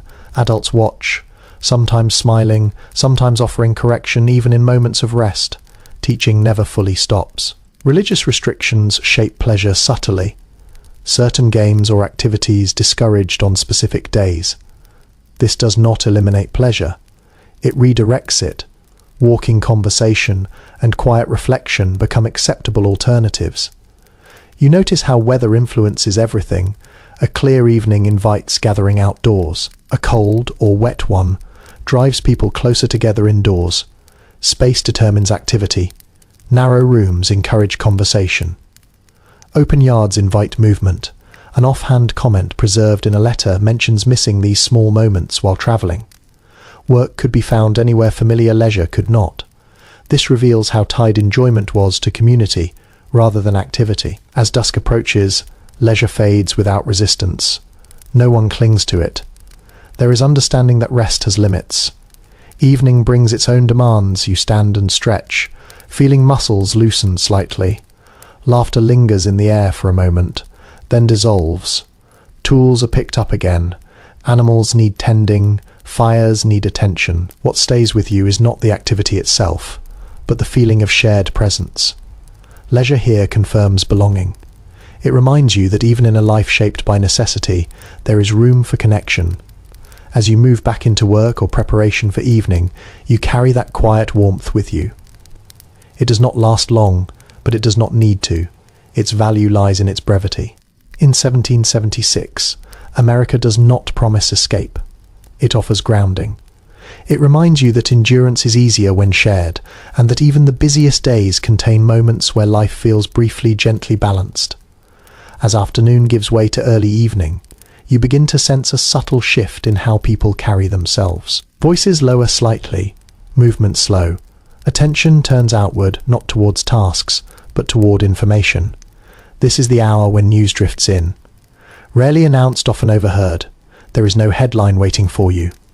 News arrives by foot, by horse, by letter, passed from hand to hand. You hear it first as rumour.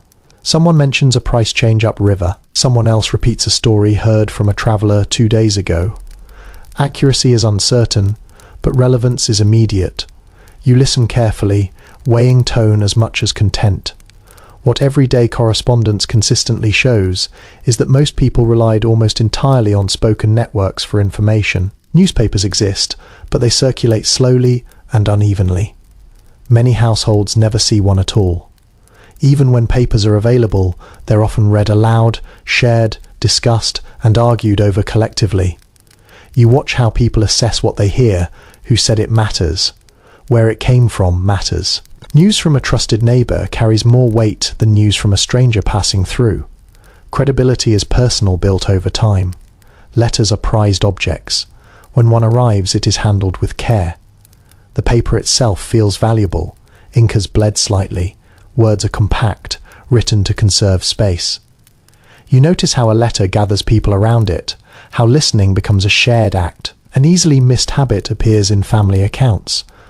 Letters are often reread months or years later, not for updates but for connection. News ages quickly, relationship does not. You sense how geography shapes awareness. People know a great deal about what happens nearby and very little about distant events, unless those events affect trade safety or family. Distance is measured not in a place 3 days away feels far. A place 3 weeks away feels almost unreal. There is no single moment when political ideas interrupt daily life. They seep in gradually, a comment made while resting, a remark repeated during supper. Opinions form slowly, shaped by trust and repetition rather than sudden revelation. The historical record leaves room for competing conclusions about how informed the average person truly was. Some evidence suggests a surprisingly high level of engagement with current events. Other sources imply that news was filtered heavily through local concerns, leaving broader issues vague. Both realities likely existed side by side. You notice how emotion colours information, fear sharpens attention, hope spreads quickly, Bad news is sometimes softened in retelling, not from dishonesty, but from kindness. People protect one another from worry when they can. A small human moment preserved in a traveller's journal mentions hearing the same story told 3 times in one day, each version slightly altered. This is not error. Stories shift to fit the listener. Children listen too often pretending not to. They absorb fragments piecing together meaning later. Adults do not shield them completely. Life does not pause for innocence. As evening approaches, news slows. Those who are travelling push on or settle in for the night. Conversations turn inward again. What has been learned is carried home, discussed quietly. Sometimes argued over, sometimes set aside. You realize that information here is not consumed. It is digested. It becomes part of the social fabric influencing decisions slowly, rather than provoking immediate reaction. As you step away from the gathering voices and return toward home or hearth, the echoes of what you have heard follow you, not as certainty, but as possibility. In 1776, American knowledge moves at walking speed. It arrives shaped by people, place, and purpose. You carry it with you, carefully aware that tomorrow it may change again, just as quietly as it arrived. As the light tilts lower and stretches shadows across the ground, politics begin to surface in a way that feels almost accidental. No one gathers formally to debate ideas. Instead, opinions slip into conversation while hands are busy, and attention is divided. You hear them as background noise rather than declarations. Someone mentions a new regulation not by name but by effect. A tax that makes a tool harder to replace. A rule that complicates trade. These ideas are discussed practically, not philosophically. You listen as people evaluate what changes mean for daily survival rather than abstract principle. From letters and meeting notes that survive, it becomes apparent that political awareness often grew out of irritation before conviction. People noticed disruption first, ideology followed later, if at all. Politics entered life through inconvenience. You sense how uneven engagement is. Some speak confidently, quoting pamphlets or sermons they have heard repeated. Others listen quietly, absorbing without responding. Silence does not mean indifference. It often means caution. The word freedom is used sparingly, almost carefully. It does not yet carry a single definition. For some, it refers to economic independence. For others, it means protection from arbitrary authority. Meanings overlap, but do not always align. An understated detail in town meeting minutes reveals that attendance varied widely. The same names appear again and again, suggesting a small core of engaged participants. Many others stayed away not from apathy, but from lack of time or trust in the process. There is no shared assumption that politics will improve life quickly. Change feels slow and uncertain. Risk is real. Speaking openly carries consequences depending on where you live and who listens. Researchers examining personal writings still disagree on how deeply revolutionary ideas penetrated everyday thought in 1776. Some argue they were pervasive, shaping conversations everywhere. Others find evidence that many people remained focused on local concerns, treating larger movements as distant and abstract. The record supports both readings. You notice how political talk often ends abruptly. Someone remembers a task left undone. Someone else grows uncomfortable. Conversation redirects without confrontation. Survival demands focus. Children overhear fragments without context. Phrases lodge in memory to be understood later. Adults rarely explain. Politics is something you grow into, not something you are taught directly. A passing comment in a farmer's diary notes frustration at being asked to choose sides when daily life already felt demanding enough. This captures a common sentiment. Alignment requires energy many feel they cannot spare. As evening approaches, political discussion fades naturally. Fires need tending. Animals need shelter. The immediate replaces the ideological. You realize that politics here is not a constant presence. It drifts in and out of awareness shaped by necessity rather than passion. It exists alongside work, not above it. As you move toward the next phase of the day, these conversations linger faintly, unresolved and unfinished. Ideas have been introduced, not settled. Questions remain open. In 1776, American politics is not yet a full-time identity. It is a background hum, sometimes rising, sometimes fading, always secondary to the demands of getting through the day. And as you step forward, you carry that uncertainty with you, folded quietly into the fabric of ordinary life. As daylight thins and the sky softens toward evening, another feeling settles in, quieter than argument and heavier than opinion. It is uncertainty. Loyalty in 1776. America is not a banner you wave openly. It is something you carry carefully, adjusting it depending on who stands nearby. You hear people speak cautiously now. Words are chosen with more care. Conversations are drifted earlier, now narrow. Eyes flick toward doorways. Familiar faces offer comfort, but unfamiliar ones invite restraint. It is not fear exactly. It is awareness. In many communities, allegiance is assumed rather than declared. You are known by where you live, who you trade with, who you worship beside. These details speak louder than statements. To declare too strongly risks misunderstanding. To remain silent risks suspicion. Balance matters. Surviving correspondence from this period quietly shows how divided households could be. Letters hint at disagreements held behind closed doors. One brother writes cautiously. Another avoids the topic altogether. Families navigate difference by avoiding confrontation when possible. You sense how dangerous clarity can be. Open support for one side or another may bring consequences. Suppliers could become harder to obtain. Neighbors might withdraw trust. In extreme cases, property or safety could be threatened. The risk varies by region, but the awareness is widespread. A revealing note appears in a local record describing people who deliberately moved or traveled to avoid being pressed for declarations. Distance becomes a kind of shield. Silence becomes a strategy. There is no universal agreement among historians about how common this quiet avoidance truly was. Some evidence suggests most people eventually aligned openly. Other sources point to long periods of deliberate ambiguity, especially in areas where control shifted frequently. The lived experience likely changed from place to place. You notice how emotions are managed. Anger is softened, doubt is hidden, fear is rarely named. Instead, people speak of caution, prudence, and timing. These words signal unease without exposing it fully. Children sense tension without understanding it. They notice when voices drop. They feel when adults change subject. Questions go unanswered, not from neglect, but from protection. A small detail preserved in a journal mentioned someone refusing to hang a symbol on their door, choosing neutrality as long as possible. This decision carried weight. Absence became its own message. As evening deepens, these concerns retreat slightly. Night brings privacy.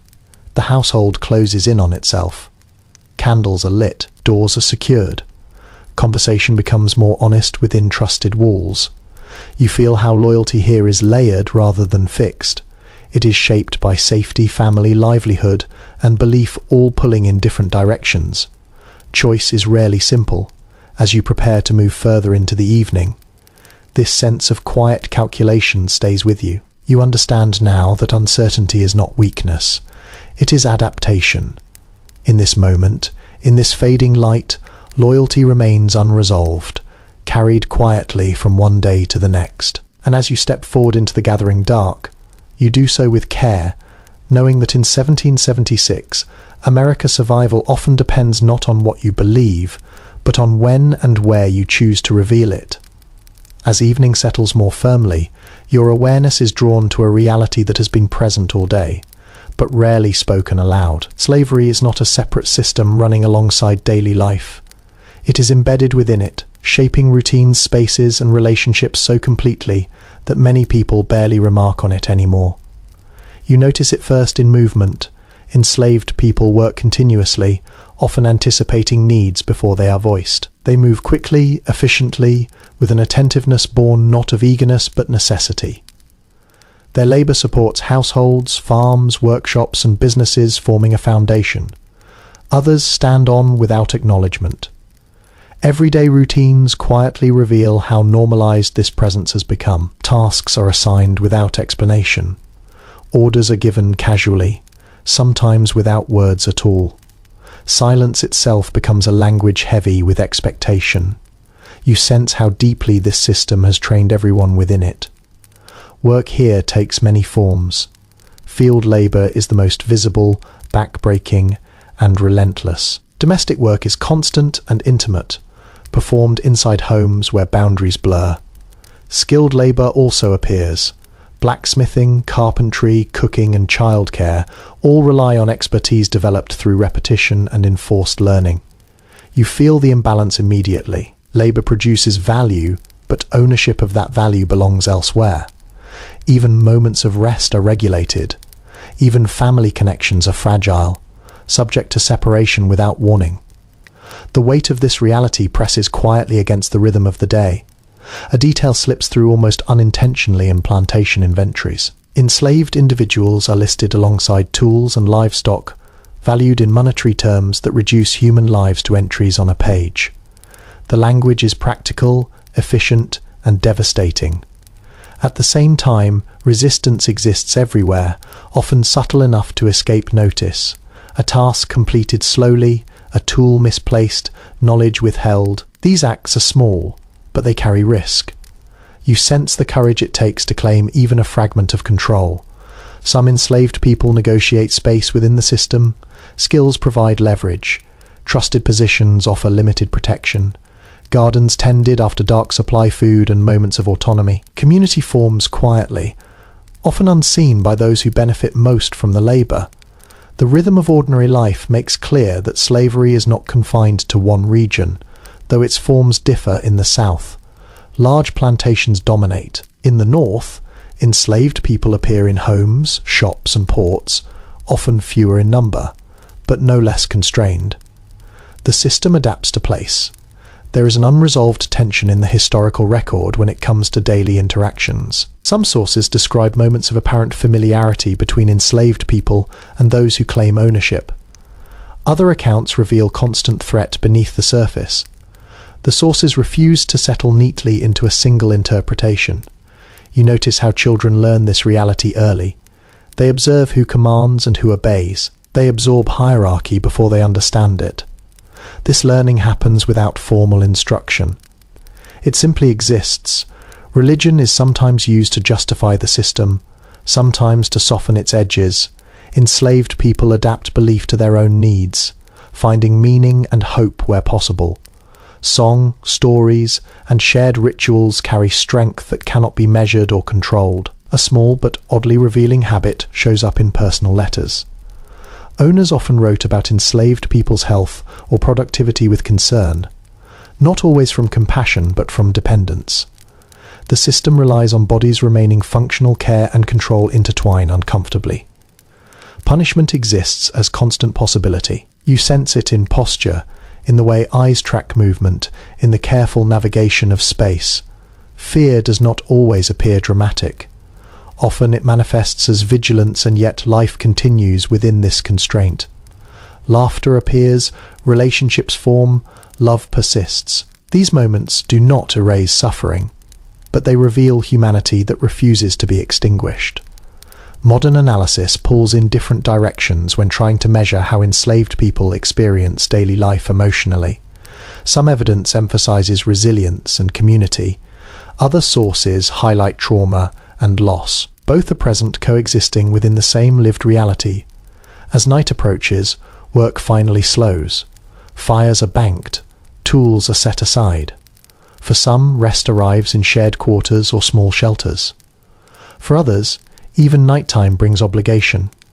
You carry this awareness forward as part of the day's weight. Slavery here is not an abstract institution. It is daily presence shaping who moves freely and who does not, who rests when tired and who continues regardless. As darkness gathers, the injustice remains unspoken yet undeniable. And as you step further into the evening of 1776, America, you understand that ordinary life is sustained by extraordinary suffering, woven so tightly into routine that many no longer see it, even as it surrounds them. As the sky deepens toward night, your awareness stretches beyond the boundaries of town and farm toward the land itself, and the people who lived upon it long before these routines took shape. Indigenous presence is not absent. It is everywhere, even when it is ignored, misnamed, or pushed to the edges of daily conversation. You notice it first in place names spoken casually without thought. Rivers, paths, clearings, and hills still carry words shaped by older languages. These names survive because they're useful. They describe the land accurately. They persist even as the people who coined them are forced aside. Daily life makes clear that indigenous knowledge continues to shape survival. Roots follow ancient trails. Crops grow in fields chosen long ago for soil and water. Hunting techniques, medicinal plants, and seasonal rhythms echo older systems of understanding. It is a breath. Games emerge quickly and vanish just as fast. Cards are shuffled, played on rough surfaces, then tucked away. Dice roll across a table, the sound sharp and satisfying. Stakes are modest, often symbolic. Winning brings bragging rights more than wealth. Losing brings laughter or mild annoyance, never outrage. Surviving descriptions of daily life suggest that storytelling was among the most common forms of entertainment. You listen as someone recounts an event from years ago, details shifting slightly with each telling. Accuracy matters less than rhythm. Stories are shared to pass time, to teach lessons, or simply to connect. Music appears without ceremony. A fiddle emerges, a tune begins, feet tap without conscious decision. Songs are familiar, passed down rather than composed. Singing's communal talent is appreciated, but participation matters more. There is an enduring question among historians about how much leisure people truly experienced. Some argue these moments were rare and fleeting. Others believe that regular pauses existed woven naturally into work rhythms. What seems certain is that leisure was not passive. It required presence. You feel how different this is from modern rest. There is no escape into distraction. Leisure happens face to face, sound to sound. Silence itself can be leisure when shared. A small but revealing detail surfaces in diary entries. People often describe these moments not as entertainment, but as relief. Relief from worry, relief from repetition, relief from isolation. The language matters. Leisure here is restorative rather than indulgent. Children join easily, shifting from play to chores and back again. Adults watch, sometimes smiling, sometimes offering correction even in moments of rest. Teaching never fully stops. Religious restrictions shape pleasure subtly. Certain games or activities discouraged on specific days. This does not eliminate pleasure, it redirects it. Walking conversation and quiet reflection become acceptable alternatives. You notice how weather influences everything. A clear evening invites gathering outdoors. A cold or wet one drives people closer together indoors. Space determines activity. Narrow rooms encourage conversation. Open yards invite movement. An offhand comment preserved in a letter mentions missing these small moments while traveling. Work could be found anywhere familiar, leisure could not. This reveals how tied enjoyment was to community rather than activity. As dusk approaches, leisure fades without resistance. No one clings to it. There is understanding that rest has limits. Evening brings its own demands. You stand and stretch, feeling muscles loosen slightly. Laughter lingers in the air for a moment, then dissolves. Tools are picked up again. Animals need tending. Fires need attention. What stays with you is not the activity itself, but the feeling of shared presence. Leisure here confirms belonging. It reminds you that even in a life shaped by necessity, there is room for connection. As you move back into work or preparation for evening, you carry that quiet warmth with you. It does not last long, but it does not need to. Its value lies in its brevity. In 1776, America does not promise escape.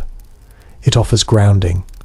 It reminds you that endurance is easier when shared, and that even the busiest days contain moments where life feels briefly, gently balanced. As afternoon gives way to early evening, you begin to sense a subtle shift in how people carry themselves. Voices lower slightly, movement slow, attention turns outward, not towards tasks, but toward information. This is the hour when news drifts in, rarely announced, often overheard. There is no headline waiting for you. News arrives by foot, by horse, by letter, passed from hand to hand. You hear it first as rumour. Someone mentions a price change upriver. Someone else repeats a story heard from a traveller 2 days ago. Accuracy is uncertain, but relevance is immediate. You listen carefully, weighing tone as much as content. What everyday correspondence consistently shows is that most people relied almost entirely on spoken networks for information. Newspapers exist, but they circulate slowly and unevenly. Many households never see one at all. Even when papers are available, they're often read aloud, shared, discussed, and argued over collectively. You watch how people assess what they hear, who said it matters, where it came from matters. News from a trusted neighbour carries more weight than news from a stranger passing through. Credibility is personal, built over time. Letters are prized objects when one arrives. It is handled with care. The paper itself feels valuable. Ink has bled slightly. Words are compact, written to conserve space. You notice how a letter gathers people around it, how listening becomes a shared act. An easily missed habit appears in family accounts. Letters are often reread months or years later, not for updates, but for connection. News ages quickly, relationship does not. You sense how geography shapes awareness. People know a great deal about what happens nearby, and very little about distant events, unless those events affect trade safety or family. Distance is measured not in miles. A place 3 days away feels far, a place 3 weeks away feels almost unreal. There is no single moment when political ideas interrupt daily life. They seep in gradually, a comment made while resting, a remark repeated during supper, opinions form slowly, shaped by trust and repetition rather than sudden revelation. The historical record leaves room for competing conclusions about how informed the average person truly was. Some evidence suggests a surprisingly high level of engagement with current events. Other sources imply that news was filtered heavily through local concerns, leaving broader issues vague. Both realities likely existed side by side. You notice how emotion colours information. Fear sharpens attention. Hope spreads quickly. Bad news is sometimes softened in retelling, not from dishonesty, but from kindness. People protect one another from worry when they can. A small human moment preserved in a traveller's journal mentions hearing the same story told 3 times in one day. Each version slightly altered. This is not error. It is added. Stories shift to fit the listener. Children listen too often, pretending not to. They absorb fragments, piecing together, meaning later. Adults do not shield them completely. Life does not pause for innocence. As evening approaches, news slows. Those who are travelling push on or settle in for the night. Conversations turn inward again. What has been learned is carried home, discussed quietly, sometimes argued over, sometimes set aside. You realise that information here is not consumed, it is digested. It becomes part of the social fabric, influencing decisions, slowly rather than provoking immediate reaction. As you step away from the gathering voices and return toward home or hearth, the echoes of what you have heard follow you, not as certainty, but as possibility. In 1776, American knowledge moves at walking speed. It arrives shaped by people, place, and purpose. You carry it with you carefully, aware that tomorrow it may change again, just as quietly as it arrived. As the light tilts lower and stretches shadows across the ground, politics begin to surface in a way that feels almost accidental. No one gathers formally to debate ideas. Instead, opinions slip into conversation while hands are busy, and attention is divided. You hear them as background noise rather than declarations.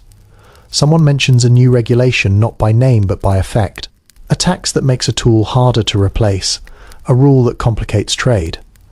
These ideas are discussed practically, not philosophically. You listen as people evaluate what changes mean for daily survival rather than abstract principle. From letters and meeting notes that survive, it becomes apparent that political awareness often grew out of irritation before conviction. People noticed disruption first. Ideology followed later, if at all. Politics entered life through inconvenience. You sense how uneven engagement is. Some speak confidently, quoting pamphlets or sermons they have heard repeated. Others listen quietly, absorbing without responding. Silence does not mean indifference. It often means caution. The word freedom is used sparingly, almost carefully. It does not yet carry a single definition. For some, it refers to economic independence. For others, it means protection from arbitrary authority. Meanings overlap but do not always align. An understated detail in town meeting minutes reveals that attendance varied widely. The same names appear again and again, suggesting a small core of engaged participants. Many others stayed away, not from apathy, but from lack of time or trust in the process. There is no shared assumption that politics will improve life quickly. Change feels slow and uncertain. Risk is real. Speaking openly carries consequences depending on where you live and who listens. Researchers examining personal writing still disagree on how deeply revolutionary ideas penetrated everyday thought in 1776. Some argue they were pervasive, shaping conversations everywhere. Others find evidence that many people remained focused on local concerns, treating larger movements as distant and abstract. The record supports both readings. You notice how political talk often ends abruptly. Someone remembers a task left undone. Someone else grows uncomfortable. Conversation redirects without confrontation. Survival demands focus. Children overhear fragments without context. Phrases lodge in memory to be understood later. Adults rarely explain. Politics is something you grow into, not something you are taught directly. A passing comment in a farmer's diary notes frustration at being asked to choose sides when daily life already felt demanding enough. This captures a common sentiment. Alignment requires energy many feel they cannot spare. As evening approaches, political discussion fades naturally. Fires need tending. Animals need shelter. The immediate replaces the ideological. You realize that politics here is not a constant presence. It drifts in and out of awareness shaped by necessity rather than passion. It exists alongside work, not above it. As you move toward the next phase of the day, these conversations linger faintly, unresolved and unfinished. Ideas have been introduced, not settled. Questions remain open in 1776. America politics is not yet a full-time identity. It is a background hum, sometimes rising, sometimes fading, always secondary to the demands of getting through the day. And as you step forward, you carry that uncertainty with you folded quietly into the fabric of ordinary life.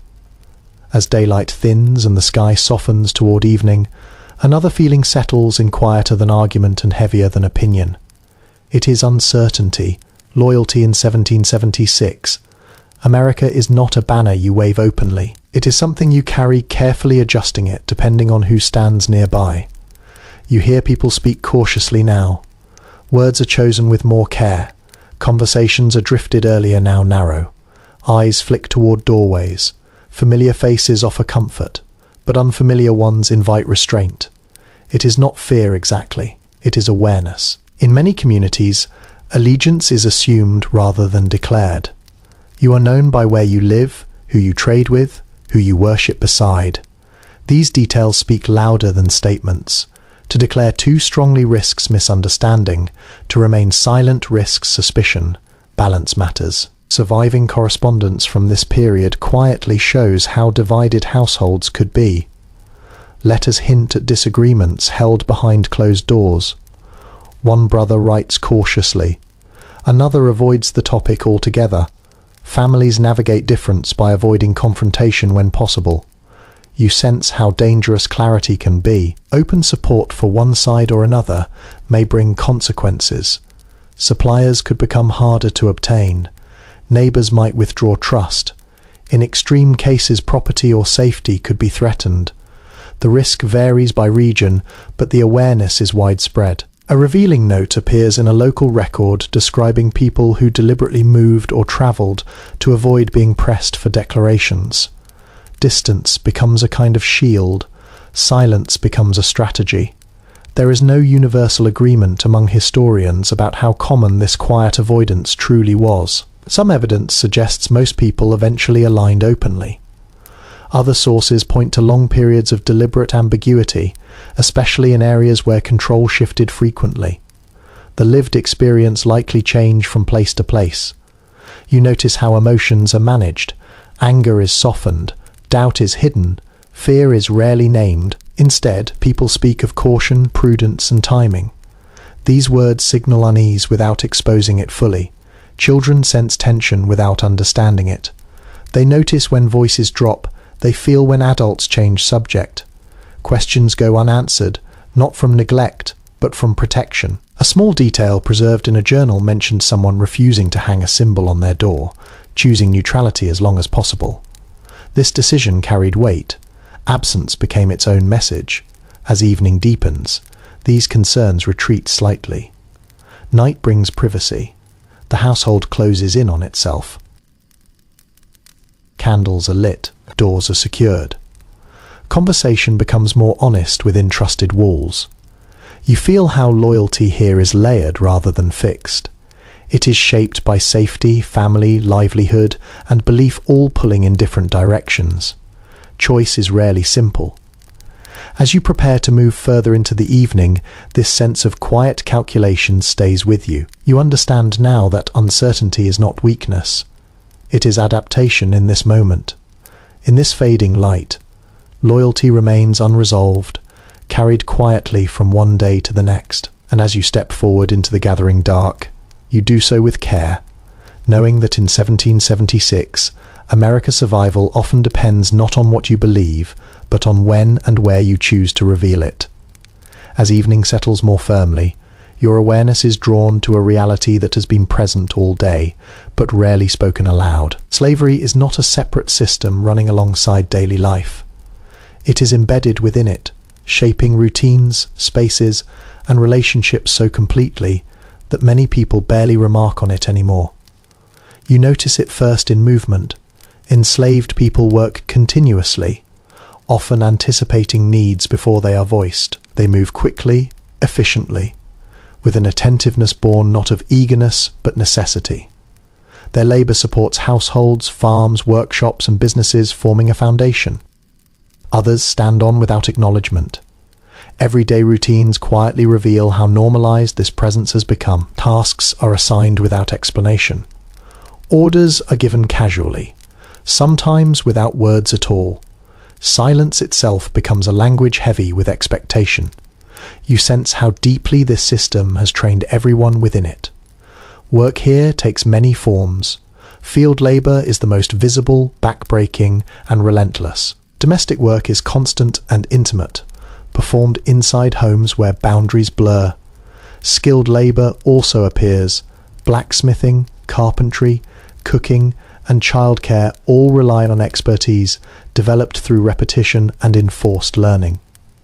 You feel the imbalance immediately. Labor produces value, but ownership of that value belongs elsewhere. Even moments of rest are regulated. Even family connections are fragile, subject to separation without warning. The weight of this reality presses quietly against the rhythm of the day. A detail slips through almost unintentionally in plantation inventories. Enslaved individuals are listed alongside tools and livestock valued in monetary terms that reduce human lives to entries on a page. The language is practical, efficient, and devastating. At the same time, resistance exists everywhere, often subtle enough to escape notice. A task completed slowly, a tool misplaced, knowledge withheld. These acts are small, but they carry risk. You sense the courage it takes to claim even a fragment of control. Some enslaved people negotiate space within the system. Skills provide leverage. Trusted positions offer limited protection. Gardens tended after dark supply food and moments of autonomy. Community forms quietly, often unseen by those who benefit most from the labor. The rhythm of ordinary life makes clear that slavery is not confined to one region, though its forms differ. In the South, large plantations dominate. In the North, enslaved people appear in homes, shops, and ports, often fewer in number but no less constrained. The system adapts to place. There is an unresolved tension in the historical record when it comes to daily interactions. Some sources describe moments of apparent familiarity between enslaved people and those who claim ownership.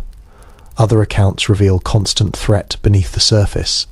The sources refuse to settle neatly into a single interpretation. You notice how children learn this reality early. They observe who commands and who obeys. They absorb hierarchy before they understand it. This learning happens without formal instruction. It simply exists. Religion is sometimes used to justify the system, sometimes to soften its edges. Enslaved people adapt belief to their own needs, finding meaning and hope where possible. Song, stories, and shared rituals carry strength that cannot be measured or controlled. A small but oddly revealing habit shows up in personal letters. Owners often wrote about enslaved people's health or productivity with concern, not always from compassion but from dependence. The system relies on bodies remaining functional, care and control intertwine uncomfortably. Punishment exists as constant possibility. You sense it in posture in the way eyes track movement in the careful navigation of space. Fear does not always appear dramatic. Often it manifests as vigilance, and yet life continues within this constraint. Laughter appears, relationships form, love persists. These moments do not erase suffering, but they reveal humanity that refuses to be extinguished. Modern analysis pulls in different directions when trying to measure how enslaved people experience daily life emotionally. Some evidence emphasizes resilience and community. Other sources highlight trauma and loss. Both are present, coexisting within the same lived reality. As night approaches, work finally slows. Fires are banked. Tools are set aside. For some, rest arrives in shared quarters or small shelters. For others, even nighttime brings obligation. You carry this awareness forward as part of the day's weight. Slavery here, it is daily presence shaping who moves freely and who does not, who rests when tired and who continues regardless. As darkness gathers, the injustice remains unspoken yet undeniable. And as you step further into the evening of 1776, America, you understand that ordinary life is sustained by extraordinary suffering, woven so tightly into routine that many no longer see it even as it surrounds them. As the sky deepens toward night, your awareness stretches beyond the boundaries of town and farm, toward the land itself and the people who lived upon it long before these routines took shape. Indigenous presence is not absent. It is everywhere, even when it is ignored, misnamed, or pushed to the edges of daily conversation. You notice it first in place, names spoken casually without thought. Rivers, paths, clearings, and hills still carry words shaped by older languages. These names survive because they're useful. They describe the land accurately. They persist even as the people who coined them are forced aside. Daily life makes clear that indigenous knowledge continues to shape survival. Roots follow ancient trails. Crops grow in fields chosen long ago for soil and water. Hunting techniques, medicinal plants, and seasonal rhythms echo older systems of understanding. Much of this knowledge has been adopted without acknowledgement, treated as if it simply belongs to the land itself. Encounters vary by region. In some areas, indigenous communities remain nearby, trading goods, sharing space, uneasily, negotiating presence day by day. In others, they have been pushed farther away, their absence marked by empty land that still feels watched, remembered. You hear people speak of them in the past tense, even when they are not gone. Language does this work quietly. To speak as if someone no longer exists is a way of making it feel true. What people largely assume without questioning is that expansion is inevitable. Land is described as available waiting unused, even when its history contradicts that idea. Fields are measured, boundaries are drawn. Ownership is claimed through paperwork rather than relationship. A small but telling moment appears in settler diaries. Writers often note indigenous visitors with curiosity rather than hostility, describing clothing posture and speech with careful detail. The tone is observational, sometimes respectful, sometimes dismissive. Rarely does it acknowledge shared humanity fully. Trade still occurs. Furs, food, and information move between communities, often out of necessity rather than goodwill. Trust is fragile. Agreements shift, misunderstandings multiply easily when expectations differ. The picture becomes murkier when we try to determine how much awareness settlers had of the long-term consequences of their actions. Some sources suggest deliberate displacement. Others reveal a kind of willful blindness and ability to focus on immediate needs while ignoring broader impact. Both patterns appear side by side. You feel how conflict simmers beneath ordinary interaction. Stories of violence circulate, sometimes exaggerated, sometimes minimized. Fear travels faster than truth. It shapes behavior even in places where no direct encounter has occurred. Children absorb these narratives early. They learn which areas are considered safe, which are avoided, and why. Though explanations are often vague, caution is taught before understanding. At the same time, indigenous resilience remains visible. Communities adapt, move, resist, negotiate, and endure. Culture persists through language ceremony and shared memory. Even when land is lost, identity is not surrendered easily.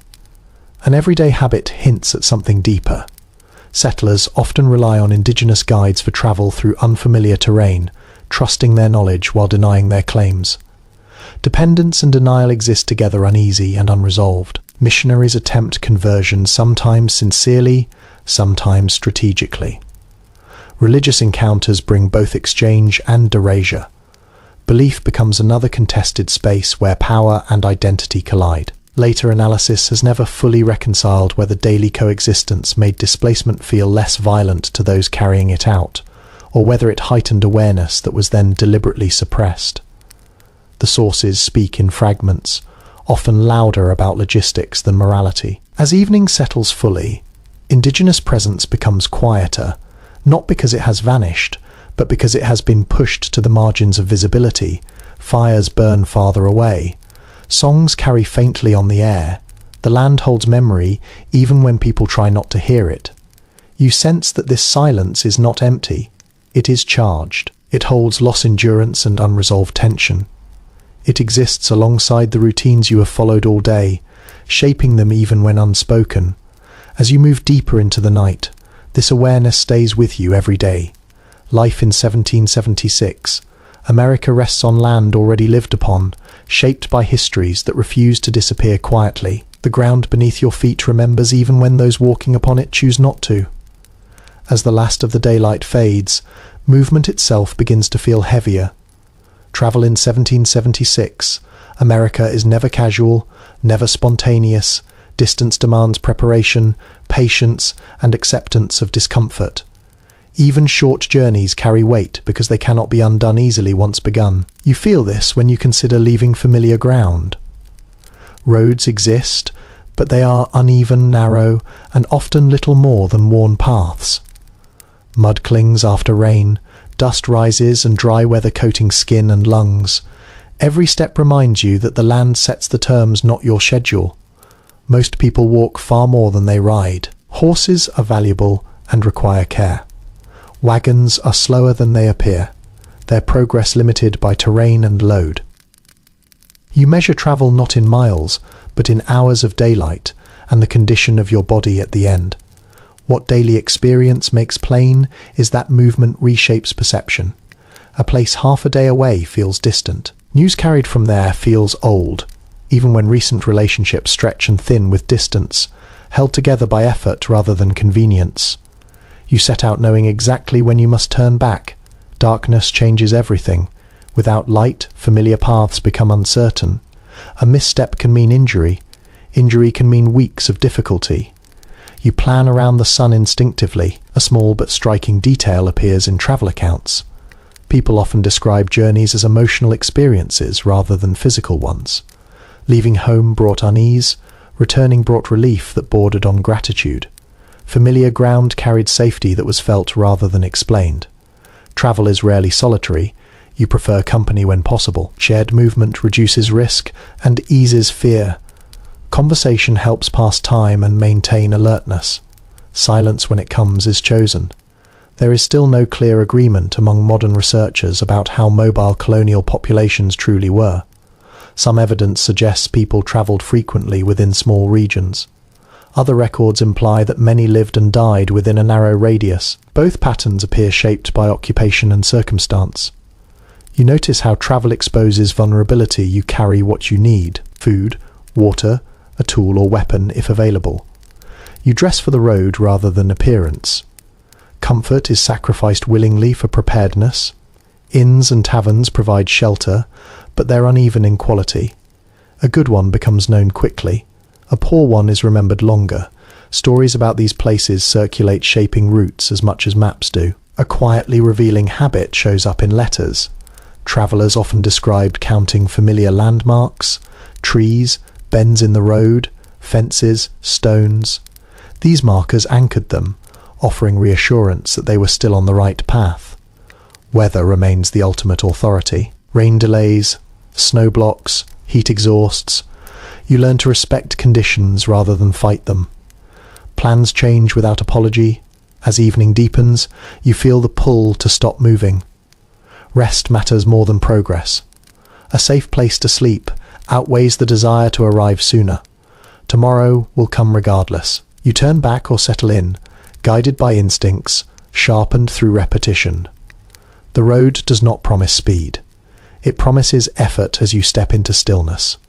The awareness lingers that movement here is meaningful precisely because it is difficult. Every journey leaves a mark on the body and memory alike. In 1776, America travel teaches patience. It narrows the world while making each place feel deeply earned. And as you pause under the darkening sky, you feel how walking pace shapes not just distance, but the rhythm of life itself. Weather announces itself long before anyone names it. You feel it in your joints, in the way fabric clings or loosens, in how quickly breath turns shallow or deep. In 1776, America, the sky is not background scenery. It is authority issuing instructions that no one can ignore. Heat settles early in summer, thick and unyielding.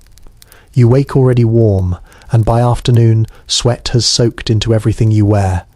Work slows, not because people choose rest, but because bodies demand it. Shade becomes valuable. Movement becomes deliberate. Water is rationed carefully, not just for drinking, but for survival. Cold behaves differently. It sharpens rather than smothers. Winter creeps into homes through gaps in walls and floors. You layer clothing, then add more. Fingers stiffen, breath fogs the air, even indoors. Fire becomes the center of existence, not for comfort, but for continuation. People simply assume that weather will dictate plans. Fields are worked when conditions allow. Travel waits for clear days. Washing is delayed. Construction pauses. No one curses the sky for inconvenience. Complaining does nothing. Adaptation does everything. You notice how closely people watch the horizon. Clouds are read like text wind direction carries, meaning a sudden stillness can signal a coming storm. Experience replaces instruments. Knowledge lives in the body. A small human detail slips through in a farmer's notes. He mentioned sleeping poorly before a storm, sensing pressure change. Without understanding why, the body knows before the rain reshapes everything. Roads dissolve into mud. Rivers swell. Deliveries are delayed. Crops benefit or suffer depending on timing. Too much is as dangerous as too little. Balance matters, and balance is never guaranteed. Snow isolates. Paths disappear. Communities draw inward. Stored food becomes precious. Stories stretch longer by the fire. Darkness arrives early and lingers. Winter teaches patience whether you want to learn it or not. There are moments when weather offers relief. A breeze breaks a heat wave. A thaw softens frozen ground. These moments are noticed, appreciated, remembered. They feel like gifts rather than expectations. What motivates people's emotional response to weather is harder to pin down. Some accounts suggest resignation. Others reveal deep anxiety, especially after years of poor harvests. The same storm can inspire gratitude in one household and fear in another. Children learn weather as rulemaker early. They know which days allow play and which demand stillness. They learn to read the sky before they learn to read words. Clothing, food, and shelter all bend to climate. Diet shifts with temperature. Heavier meals appear in cold months. Lighter fare emerges when heat dulls appetite. Nothing is fixed. A quietly revealing behavior appears during extreme weather. People help one another more openly. Labour is shared, supplies are loaned. Survival sharpens, community bonds, storms pass, but memory remains. One bad season can influence decisions for years. Where to plant, when to store, how much to save. Weather writes itself into planning. As evening approaches, you feel temperature drop slightly. The day releases its grip. Muscles relax, breath deepens, the sky darkens slowly.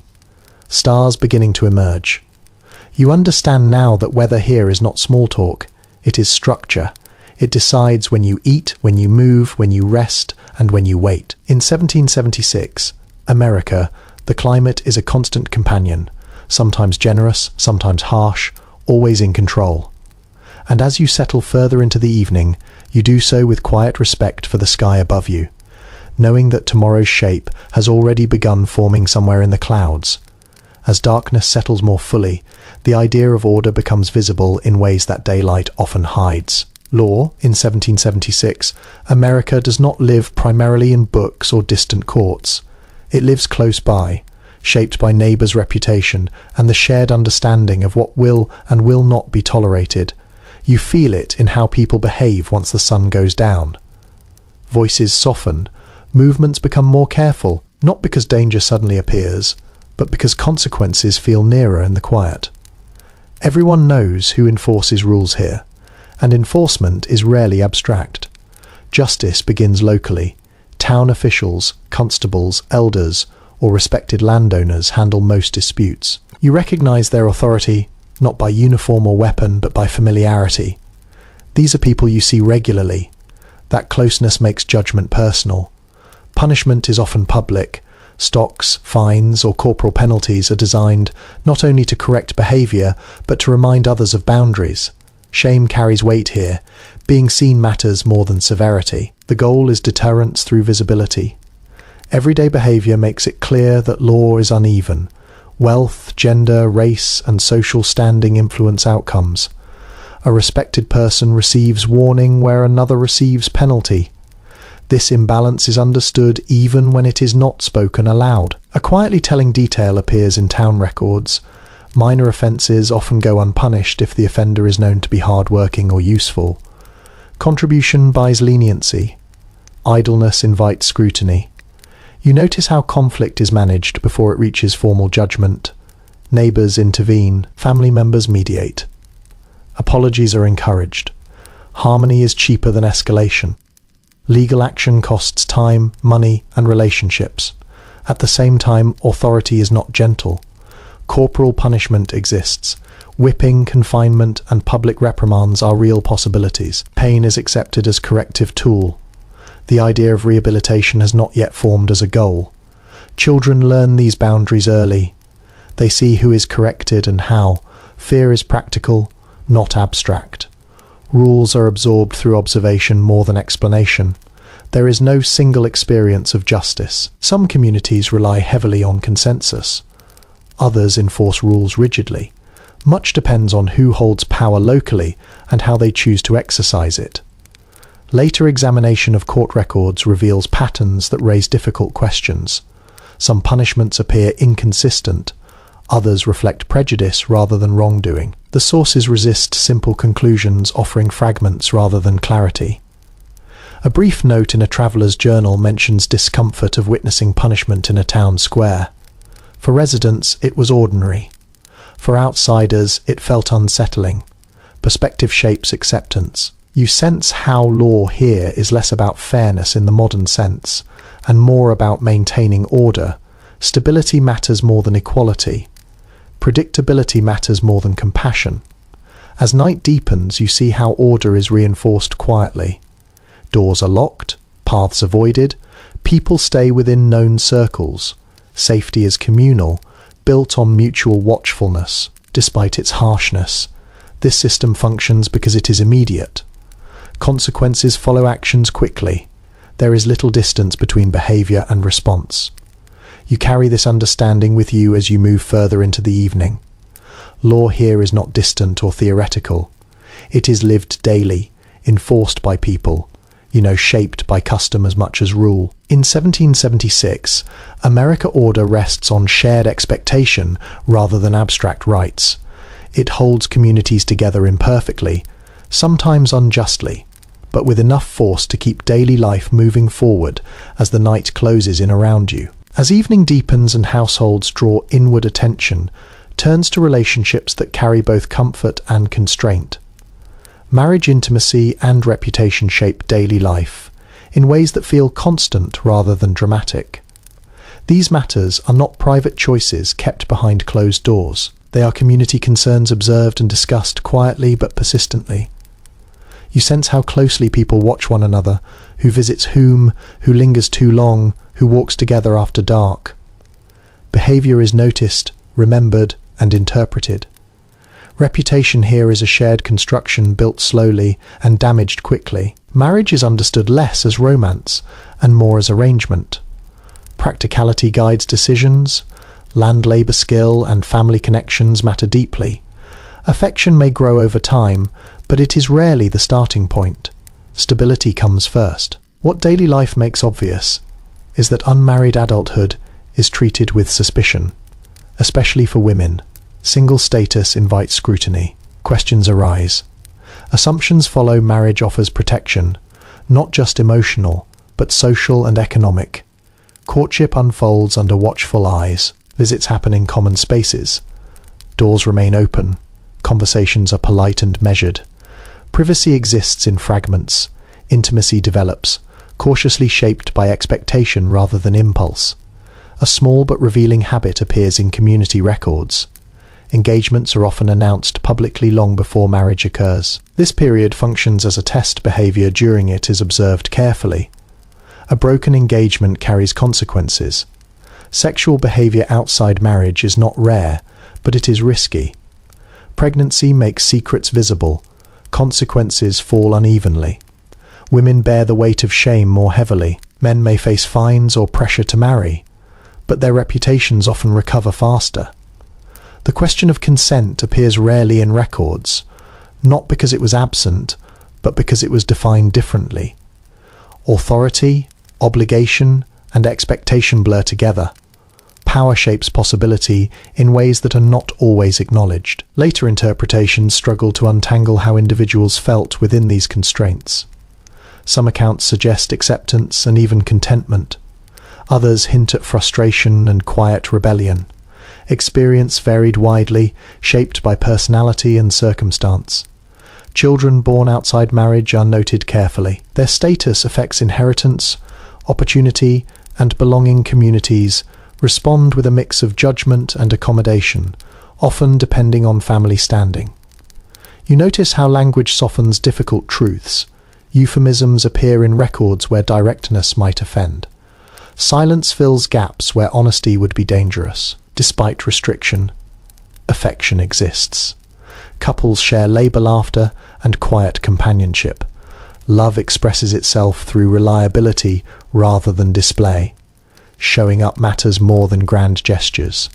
An understated observation in a letter mentions missing a spouse during separation, not for emotional comfort alone, but for shared competence. Partnership is practical, as well as personal. As night settles, households close ranks. Couples share beds, often out of necessity rather than intimacy. Space is limited, bodies are close. Boundaries are negotiated quietly. You realize that relationships here are less about self-expression and more about integration. Marriage connects families. Behavior reflects on households. Private choices ripple outward. As you prepare to move further into the evening, the weight of expectation remains. Reputation travels faster than truth. Belonging requires careful navigation. In 1776, American intimacy unfolds within a web of social oversight. Love exists, but it lives inside structure. And as you drift toward night, you feel how deeply relationships shape not just personal life, but the stability of the world around you. As the evening grows quieter, your thoughts drift toward those whose days have grown slower, for reasons they didn't choose. America carries no ceremony. It arrives gradually, marked by aching joints, fading sight, and a growing awareness that strength no longer answers every demand. You notice older figures seated closer to the hearth hands, resting still more often than before. Their movements are careful, economical. They choose tasks wisely. Now conserving energy for what matters most. Experience replaces speed. Memory replaces muscle. No one expects old age to be comfortable. It is assumed that the body will wear down just as tools do. The difference is that tools can be replaced. People cannot care becomes a family responsibility, not an institutional one. What everyday household patterns reveal is that elders rarely live alone, if they can avoid it. They remain within family networks, contributing what they can: advice, childcare, storytelling, repair work that requires patience more than strength. Worth is measured by usefulness. Even when usefulness changes shape, you sense how fear lingers beneath this arrangement. Without pensions or formal support, aging brings vulnerability. Illness threatens independence quickly. Injury carries long recovery. Becoming a burden is a quiet worry that few voice aloud. A small human detail surfaces in personal letters. Older parents sometimes apologize for their presence, even while being cared for lovingly. Gratitude and anxiety coexist, expressed in careful words. There is dignity in adaptation. Elders are just roles without protest. They rise later, rest more often, sit while others stand. This transition is not framed as loss, but as necessity. Women often shoulder the work of elder care alongside everything else. Feeding, cleaning, comforting. The labor is intimate and ongoing, blending into the rhythm of the household until it becomes almost invisible. At the same time, respect remains deeply ingrained. Elders are addressed formally. Their opinions carry weight. Disrespect invites correction. Age commands difference even when dependence grows. The emotional experience of aging remains difficult to reconstruct fully. Some accounts suggest acceptance grounded in faith and family. Others hint at loneliness and fear. The record speaks softly here, offering glimpses rather than declarations. Children absorb lessons from watching elders. They learn that strength fades. They learn that contribution changes. They learn that belonging does not end when ability does. A quietly revealing habit appears in community gatherings. Older people are often positioned near warmth and light, both practical and symbolic. Comfort becomes priority without being discussed. As evening deepens, elders retreat earlier. Night is harder on tired bodies. Cold settles in joints. Fatigue arrives sooner. Rest becomes essential rather than optional. You feel how aging reshapes time. Days feel shorter. Tasks take longer. Memory stretches backward more easily than forward. Stories repeat not from forgetfulness alone, but from meaning. There is little romanticism here. Aging is not celebrated. It is endured with grace when possible, frustration when not. Humor softens edges. Complaints surface, occasionally then fade. As you move further into the quiet of night, you carry this awareness with you. Old age here is not hidden. It is woven into daily life, visible and acknowledged. In 1776, America growing old means staying present as long as you can, leaning on others when you must, and finding worth beyond physical strength. And as the household settles, you understand that survival here is not just about youth or vigor, but about enduring together generation after generation through the slow, steady passing of time. As the night settles fully around you, another presence becomes impossible to ignore. Death lives close here, not hidden behind distance or ceremony. It does not arrive only in emergencies. It waits patiently at the edge of ordinary life, familiar enough that people speak of it without lowering their voices. You sense this familiarity in the way illness is monitored, in how accidents are discussed, in how age is respected. Everyone knows someone who did not make it through a winter, a childbirth, a fever, or a fall. Loss is not unusual, it is expected even when it hurts. When death comes, it does not pause the world. The household shifts, absorbs the absence, and continues. Grief unfolds alongside chores, meals, and responsibilities. Tears appear, but so does work. Survival does not wait for morning to finish. What everyday custom quietly confirms is that most people die at home, surrounded by familiar sounds and faces. Beds that held sleep now hold final breaths. Family members take on the roles of caretakers and witnesses. Death is intimate, not institutional. You notice how the body is handled with care and routine, washing, dressing, positioning. These acts are done by people who knew the person in life. There is tenderness in the repetition, even when hands shake.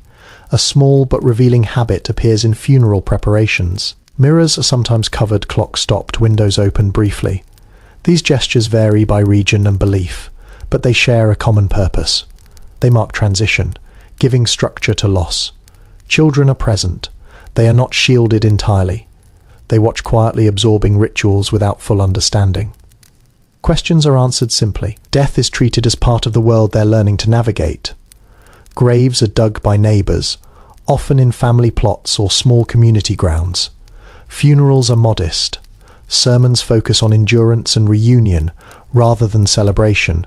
Comfort comes from familiarity, not spectacle. There remains uncertainty about how people emotionally process such frequent loss. Some personal writings suggest resilience born of repetition. Others reveal deep sorrow that never fully softened. The sources speak unevenly, reflecting individual differences rather than a single emotional pattern. You feel how mourning is both shared and private. Public rituals acknowledge loss. Private grief unfolds in quieter moments. A chair left empty, a tool unused, a voice no longer heard at the table. An offhand line in a widow's letter mentions learning to sleep alone again after decades of sharing a bed. The sentence is brief, almost casual, but its weight lingers. Loss reshapes the smallest habits. Religion offers language for death, but not always comfort. Faith explains where the dead go. It does not always explain why they left. People accept this tension without demanding resolution. As the night deepens, stories of the dead surface more easily. Names are spoken, memories are shared. Laughter appears unexpectedly. Life insists on continuing even in the presence of absence. You sense how this closeness to death sharpens appreciation for ordinary moments. A warm meal, a shared task, a quiet evening. These are not taken for granted. They are recognized as temporary. As you move toward rest, the awareness stays with you. Death here is not hidden, but it is not constant terror either. It is a boundary that shapes behavior gently but firmly. In 1776, America dying is not removed from daily life. It is woven into it, shaping caution, community, and care. And as you settle into the quiet of night, you do so with the understanding that every ordinary day lived through is quietly meaningful, precisely because it is never guaranteed. Night has fully claimed the sky now, and with it comes a narrowing of the world. Darkness presses close, not as something frightening, but as a signal to turn inward. Firelight becomes the center of attention, pulling bodies and thoughts toward its warm, flickering edge. You feel how the house changes after sunset. Rooms shrink, corners soften, shadows stretch and retreat with each movement of flame. Without lamps or switches, light is intentional. Each candle is placed with care. Each fire is tended thoughtfully. Too much light wastes resources. Too little invites accident. The hearth glows steadily, its crackle low and reassuring. Wood pops softly, releasing a familiar scent that settles into clothing and hair. Smoke curls upward, drawn toward chimneys that sometimes work well and sometimes do not. You adjust your position instinctively, avoiding stinging eyes while staying close enough to feel warmth on your face. Evening tasks unfold slowly. Tools are cleaned and set aside. Food is prepared for the next day if energy allows. Clothes are folded or hung carefully. These actions feel quieter than daytime labor, less urgent, but no less necessary. You notice how conversation changes, voices lower, words stretch out, silence appears between sentences without discomfort. Storytelling feels natural. Now memories surface. Someone recounts a familiar tale altered slightly by time and repetition. No one corrects it. Accuracy matters less than rhythm. A detail buried in a household account mentions how people often saved certain tasks for firelight, especially mending. Hands moved more slowly than guided by touch as much as sight. The pace itself became part of rest. Children grow drowsy. Their movements soften. Heads lean against shoulders. Someone lifts a child without ceremony and carries them toward a sleeping space. Bedtime is not announced. It is felt. The outside world fades. Sounds diminish. A distant animal call drifts in, then disappears. Wind moves through trees. The night feels wide beyond the walls, but safe enough within them. It is difficult to know exactly how people experience this narrowing of space emotionally. Some writings suggest relief at the day's end. Others hint at restlessness, especially during long winters. The experience likely depended on temperament as much as circumstance. You feel how firelight shapes attention. It encourages stillness. It invites reflection without demanding it. Thoughts wander more easily here, untethered from immediate obligation. A quietly revealing habit appears in descriptions of evening gatherings. People often sat closer together at night, even when space allowed otherwise. Warmth mattered, but so did presence. Closeness reassured. As the fire burns lower, someone stirs the embers, banking them carefully. Ashes arranged just so, preserving heat without risking sparks. This small ritual marks the final transition of the day. Candles are snuffed one by one. Darkness fills the spaces they leave behind. The last light remains near the hearth, glowing softly, like a heartbeat slowing. You stretch, feeling fatigue settle fully. Now muscles loosen, breath deepens. The day releases its hold as you move towards sleep. Firelight lingers in your vision, even after your eyes adjust to darkness. Its warmth stays with you, both physical and emotional. In 1796, Americanite does not bring isolation. It brings enclosure. The world contracts gently, offering rest, not through silence alone, but through shared presence and familiar routines. And as you step fully into the quiet, you do so guided by flame shadow and the deep steady rhythm of another ordinary day drawing to a close. By the late hours of night, silence becomes a companion of its own, not merely the absence of activity. You notice how every creak and whisper of the house gains weight now. The wooden frame breathes, floors contract and expand, windows rattle faintly in their frames. Even the fire seems aware, shifting as if to maintain warmth without claiming attention. You feel how sound and absence of sound shape awareness. Every movement is measured. Footsteps on worn boards are heard across the room. A child stirs. Animals shift in the corner. Nothing escapes notice, yet nothing demands a dam. The rhythm of the night has its own order. What daily life shows clearly is that the night is not empty. It is dense with subtle motion. Observing it trains perception, teaching attentiveness without instruction. People learn to read cues that are invisible in daylight. A faint scent of smoke indicates a dying ember. A shadow indicates a visitor. Small details carry information essential for survival. You notice how the household adapts to night. Food is secured, tools are stowed, doors are closed but not locked, because familiarity itself provides security. Sleep is negotiated. Everyone takes their turn in shared space, balancing warmth, comfort, and breathing room. An almost unnoticed detail appears in diaries and letters.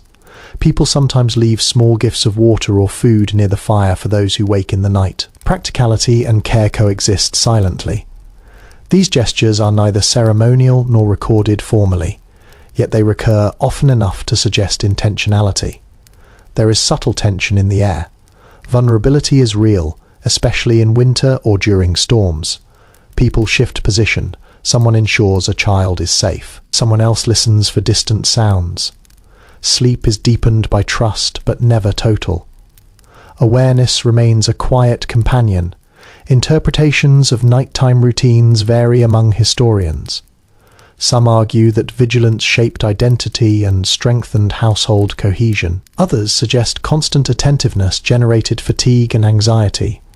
Both perspectives are visible in letters and journals, offering fragments rather than conclusions. You feel how firelight influences perception. Shadows stretch across walls, turning familiar objects into fleeting figures. This effect trains the eye, allowing recognition of subtle motion. The household becomes a landscape of contrasts, where brightness and darkness carry meaning. Children experience night differently. Their curiosity competes with fatigue. They test limits quietly, learning boundaries through observation rather than formal instruction. Adults respond with minimal correction, relying on repetition to guide behavior. A small, quietly revealing habit shows up repeatedly. People keep personal items, clothing, small tools, or keepsakes close to their beds. These items serve as comfort, utility, or both. Their placement is practical, almost ritualistic, unnoticed by anyone outside the household. You sense how fatigue changes decisions slow, speech softens, actions are deliberate. Mistakes are fewer, but the cost of error feels higher. Night shapes the rhythm as much as day, enforcing patience and attention. By the time sleep becomes inevitable, bodies relax, breathing evens, and the house seems to fold inward. Darkness no longer presses, it cushions. The household exists together in quiet coordination, each life acknowledging the others without speaking. In 1776, Americanite teaches attentiveness, patience, and the subtle art of living with others. It is not merely a pause, it is preparation, reflection, and gentle endurance. And as you lie down, carrying the weight and quiet of the day, you settle into a rhythm that belongs entirely to the night, enveloped by shadows, warmth, and the faint steady crackle of fire. As the deepest part of the night stretches onward, your attention shifts inward to the body itself and the quiet awareness it brings.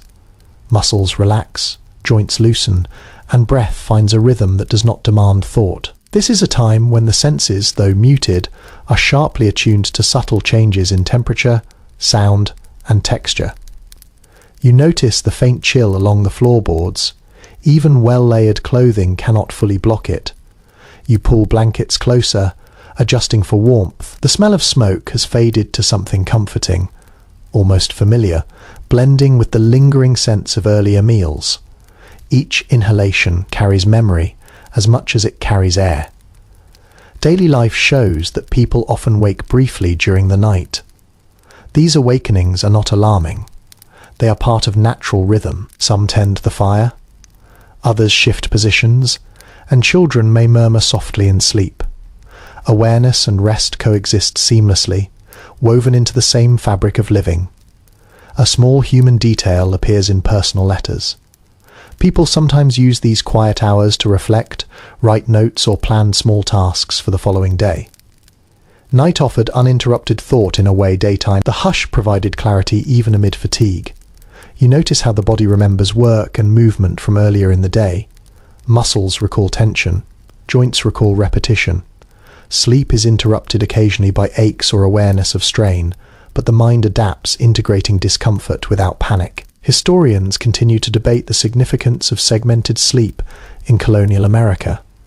Some suggest it allowed for productive, quiet periods during which reflection, household planning, or prayer could occur. Others argue it may have been a burden, leaving people more susceptible to fatigue. The evidence supports both possibilities depending on season, occupation, and environment. Sounds that seem negligible during daylight gain prominence. A door cracks, a branch taps against a window, the wind shifts. Animals move in their sleeping areas. Each faint noise is registered and processed, though rarely acted upon. The night becomes a landscape of subtle motion. Children, too, are shaped by these rhythms. Even in sleep, they adjust posture, shift blankets, and respond to sounds instinctively. They're learning the language of living in a space shared by others, observing boundaries and tuning senses without conscious instruction. An intriguing but overlooked observation appears in diaries. Some people noted dreaming of ordinary activities, of chores, conversations, or travel. Dreams blend memory and expectation, creating continuity with daytime experience. They are rarely fantastical. They reflect the habitual nature of life. You notice how time feels slower now. Minutes stretch and compress depending on restlessness, observation, or imagination. The household exists in a soft balance. There is presence without urgency, movement without purpose beyond sustaining life and comfort. As the night approaches its final hours, awareness deepens. You are both part of the household and alone within your body. The rhythm of breathing, the warmth of layered clothing, and the quiet pulse of fire and shadow form a sanctuary. Sleep is both refuge and preparation for what comes next. In 1776, America Deep Night is a teacher of endurance, attention, and subtle awareness. It is intimate, shared, and restorative. And as you drift further into rest, you feel the invisible structure of the household, the land, and the day itself supporting you gently, invisibly, and completely. The final stretch of night carries a hush that feels almost sacred. You lie still, aware of every small movement around you. The household breathes in unison, a quiet rhythm that anchors you. Even the fire speaks softly, now sending amber light flickering across walls and ceilings, settling gently onto blankets and floors. You feel the weight of layers, the fabric pressing lightly, familiar and comforting. It has molded itself to your body through repetition and habit. Linen, wool, and perhaps a patchwork quilt hold warmth while letting just enough air through to prevent stifling. The combination of textures carries memory, the heat of midday, the dust of travel, the smoke from hearth and lamp. These sensations are constant companions, and you have learned to let them exist without thought. Every creak and groan of the house is now meaningful. Wood contracts in the cooler air, windows rattle slightly against the frame. Animals move subtly in response to the night's quiet. A soft shuffle, a low grunt, or a shift in bedding. You notice these sounds without reacting, integrating them into your awareness as part of the world, rather than disturbance. Children are nestled close. Their breathing is even relaxed. Occasionally, a murmur or movement hints at half-formed dreams. You allow their presence to settle into the rhythm of your own rest. Sleep itself becomes layered light at first, then heavier, interspersed with brief moments of consciousness. You are aware of it without interrupting it. A quietly revealing detail from diaries of the era shows that some adults use these night hours for reflection.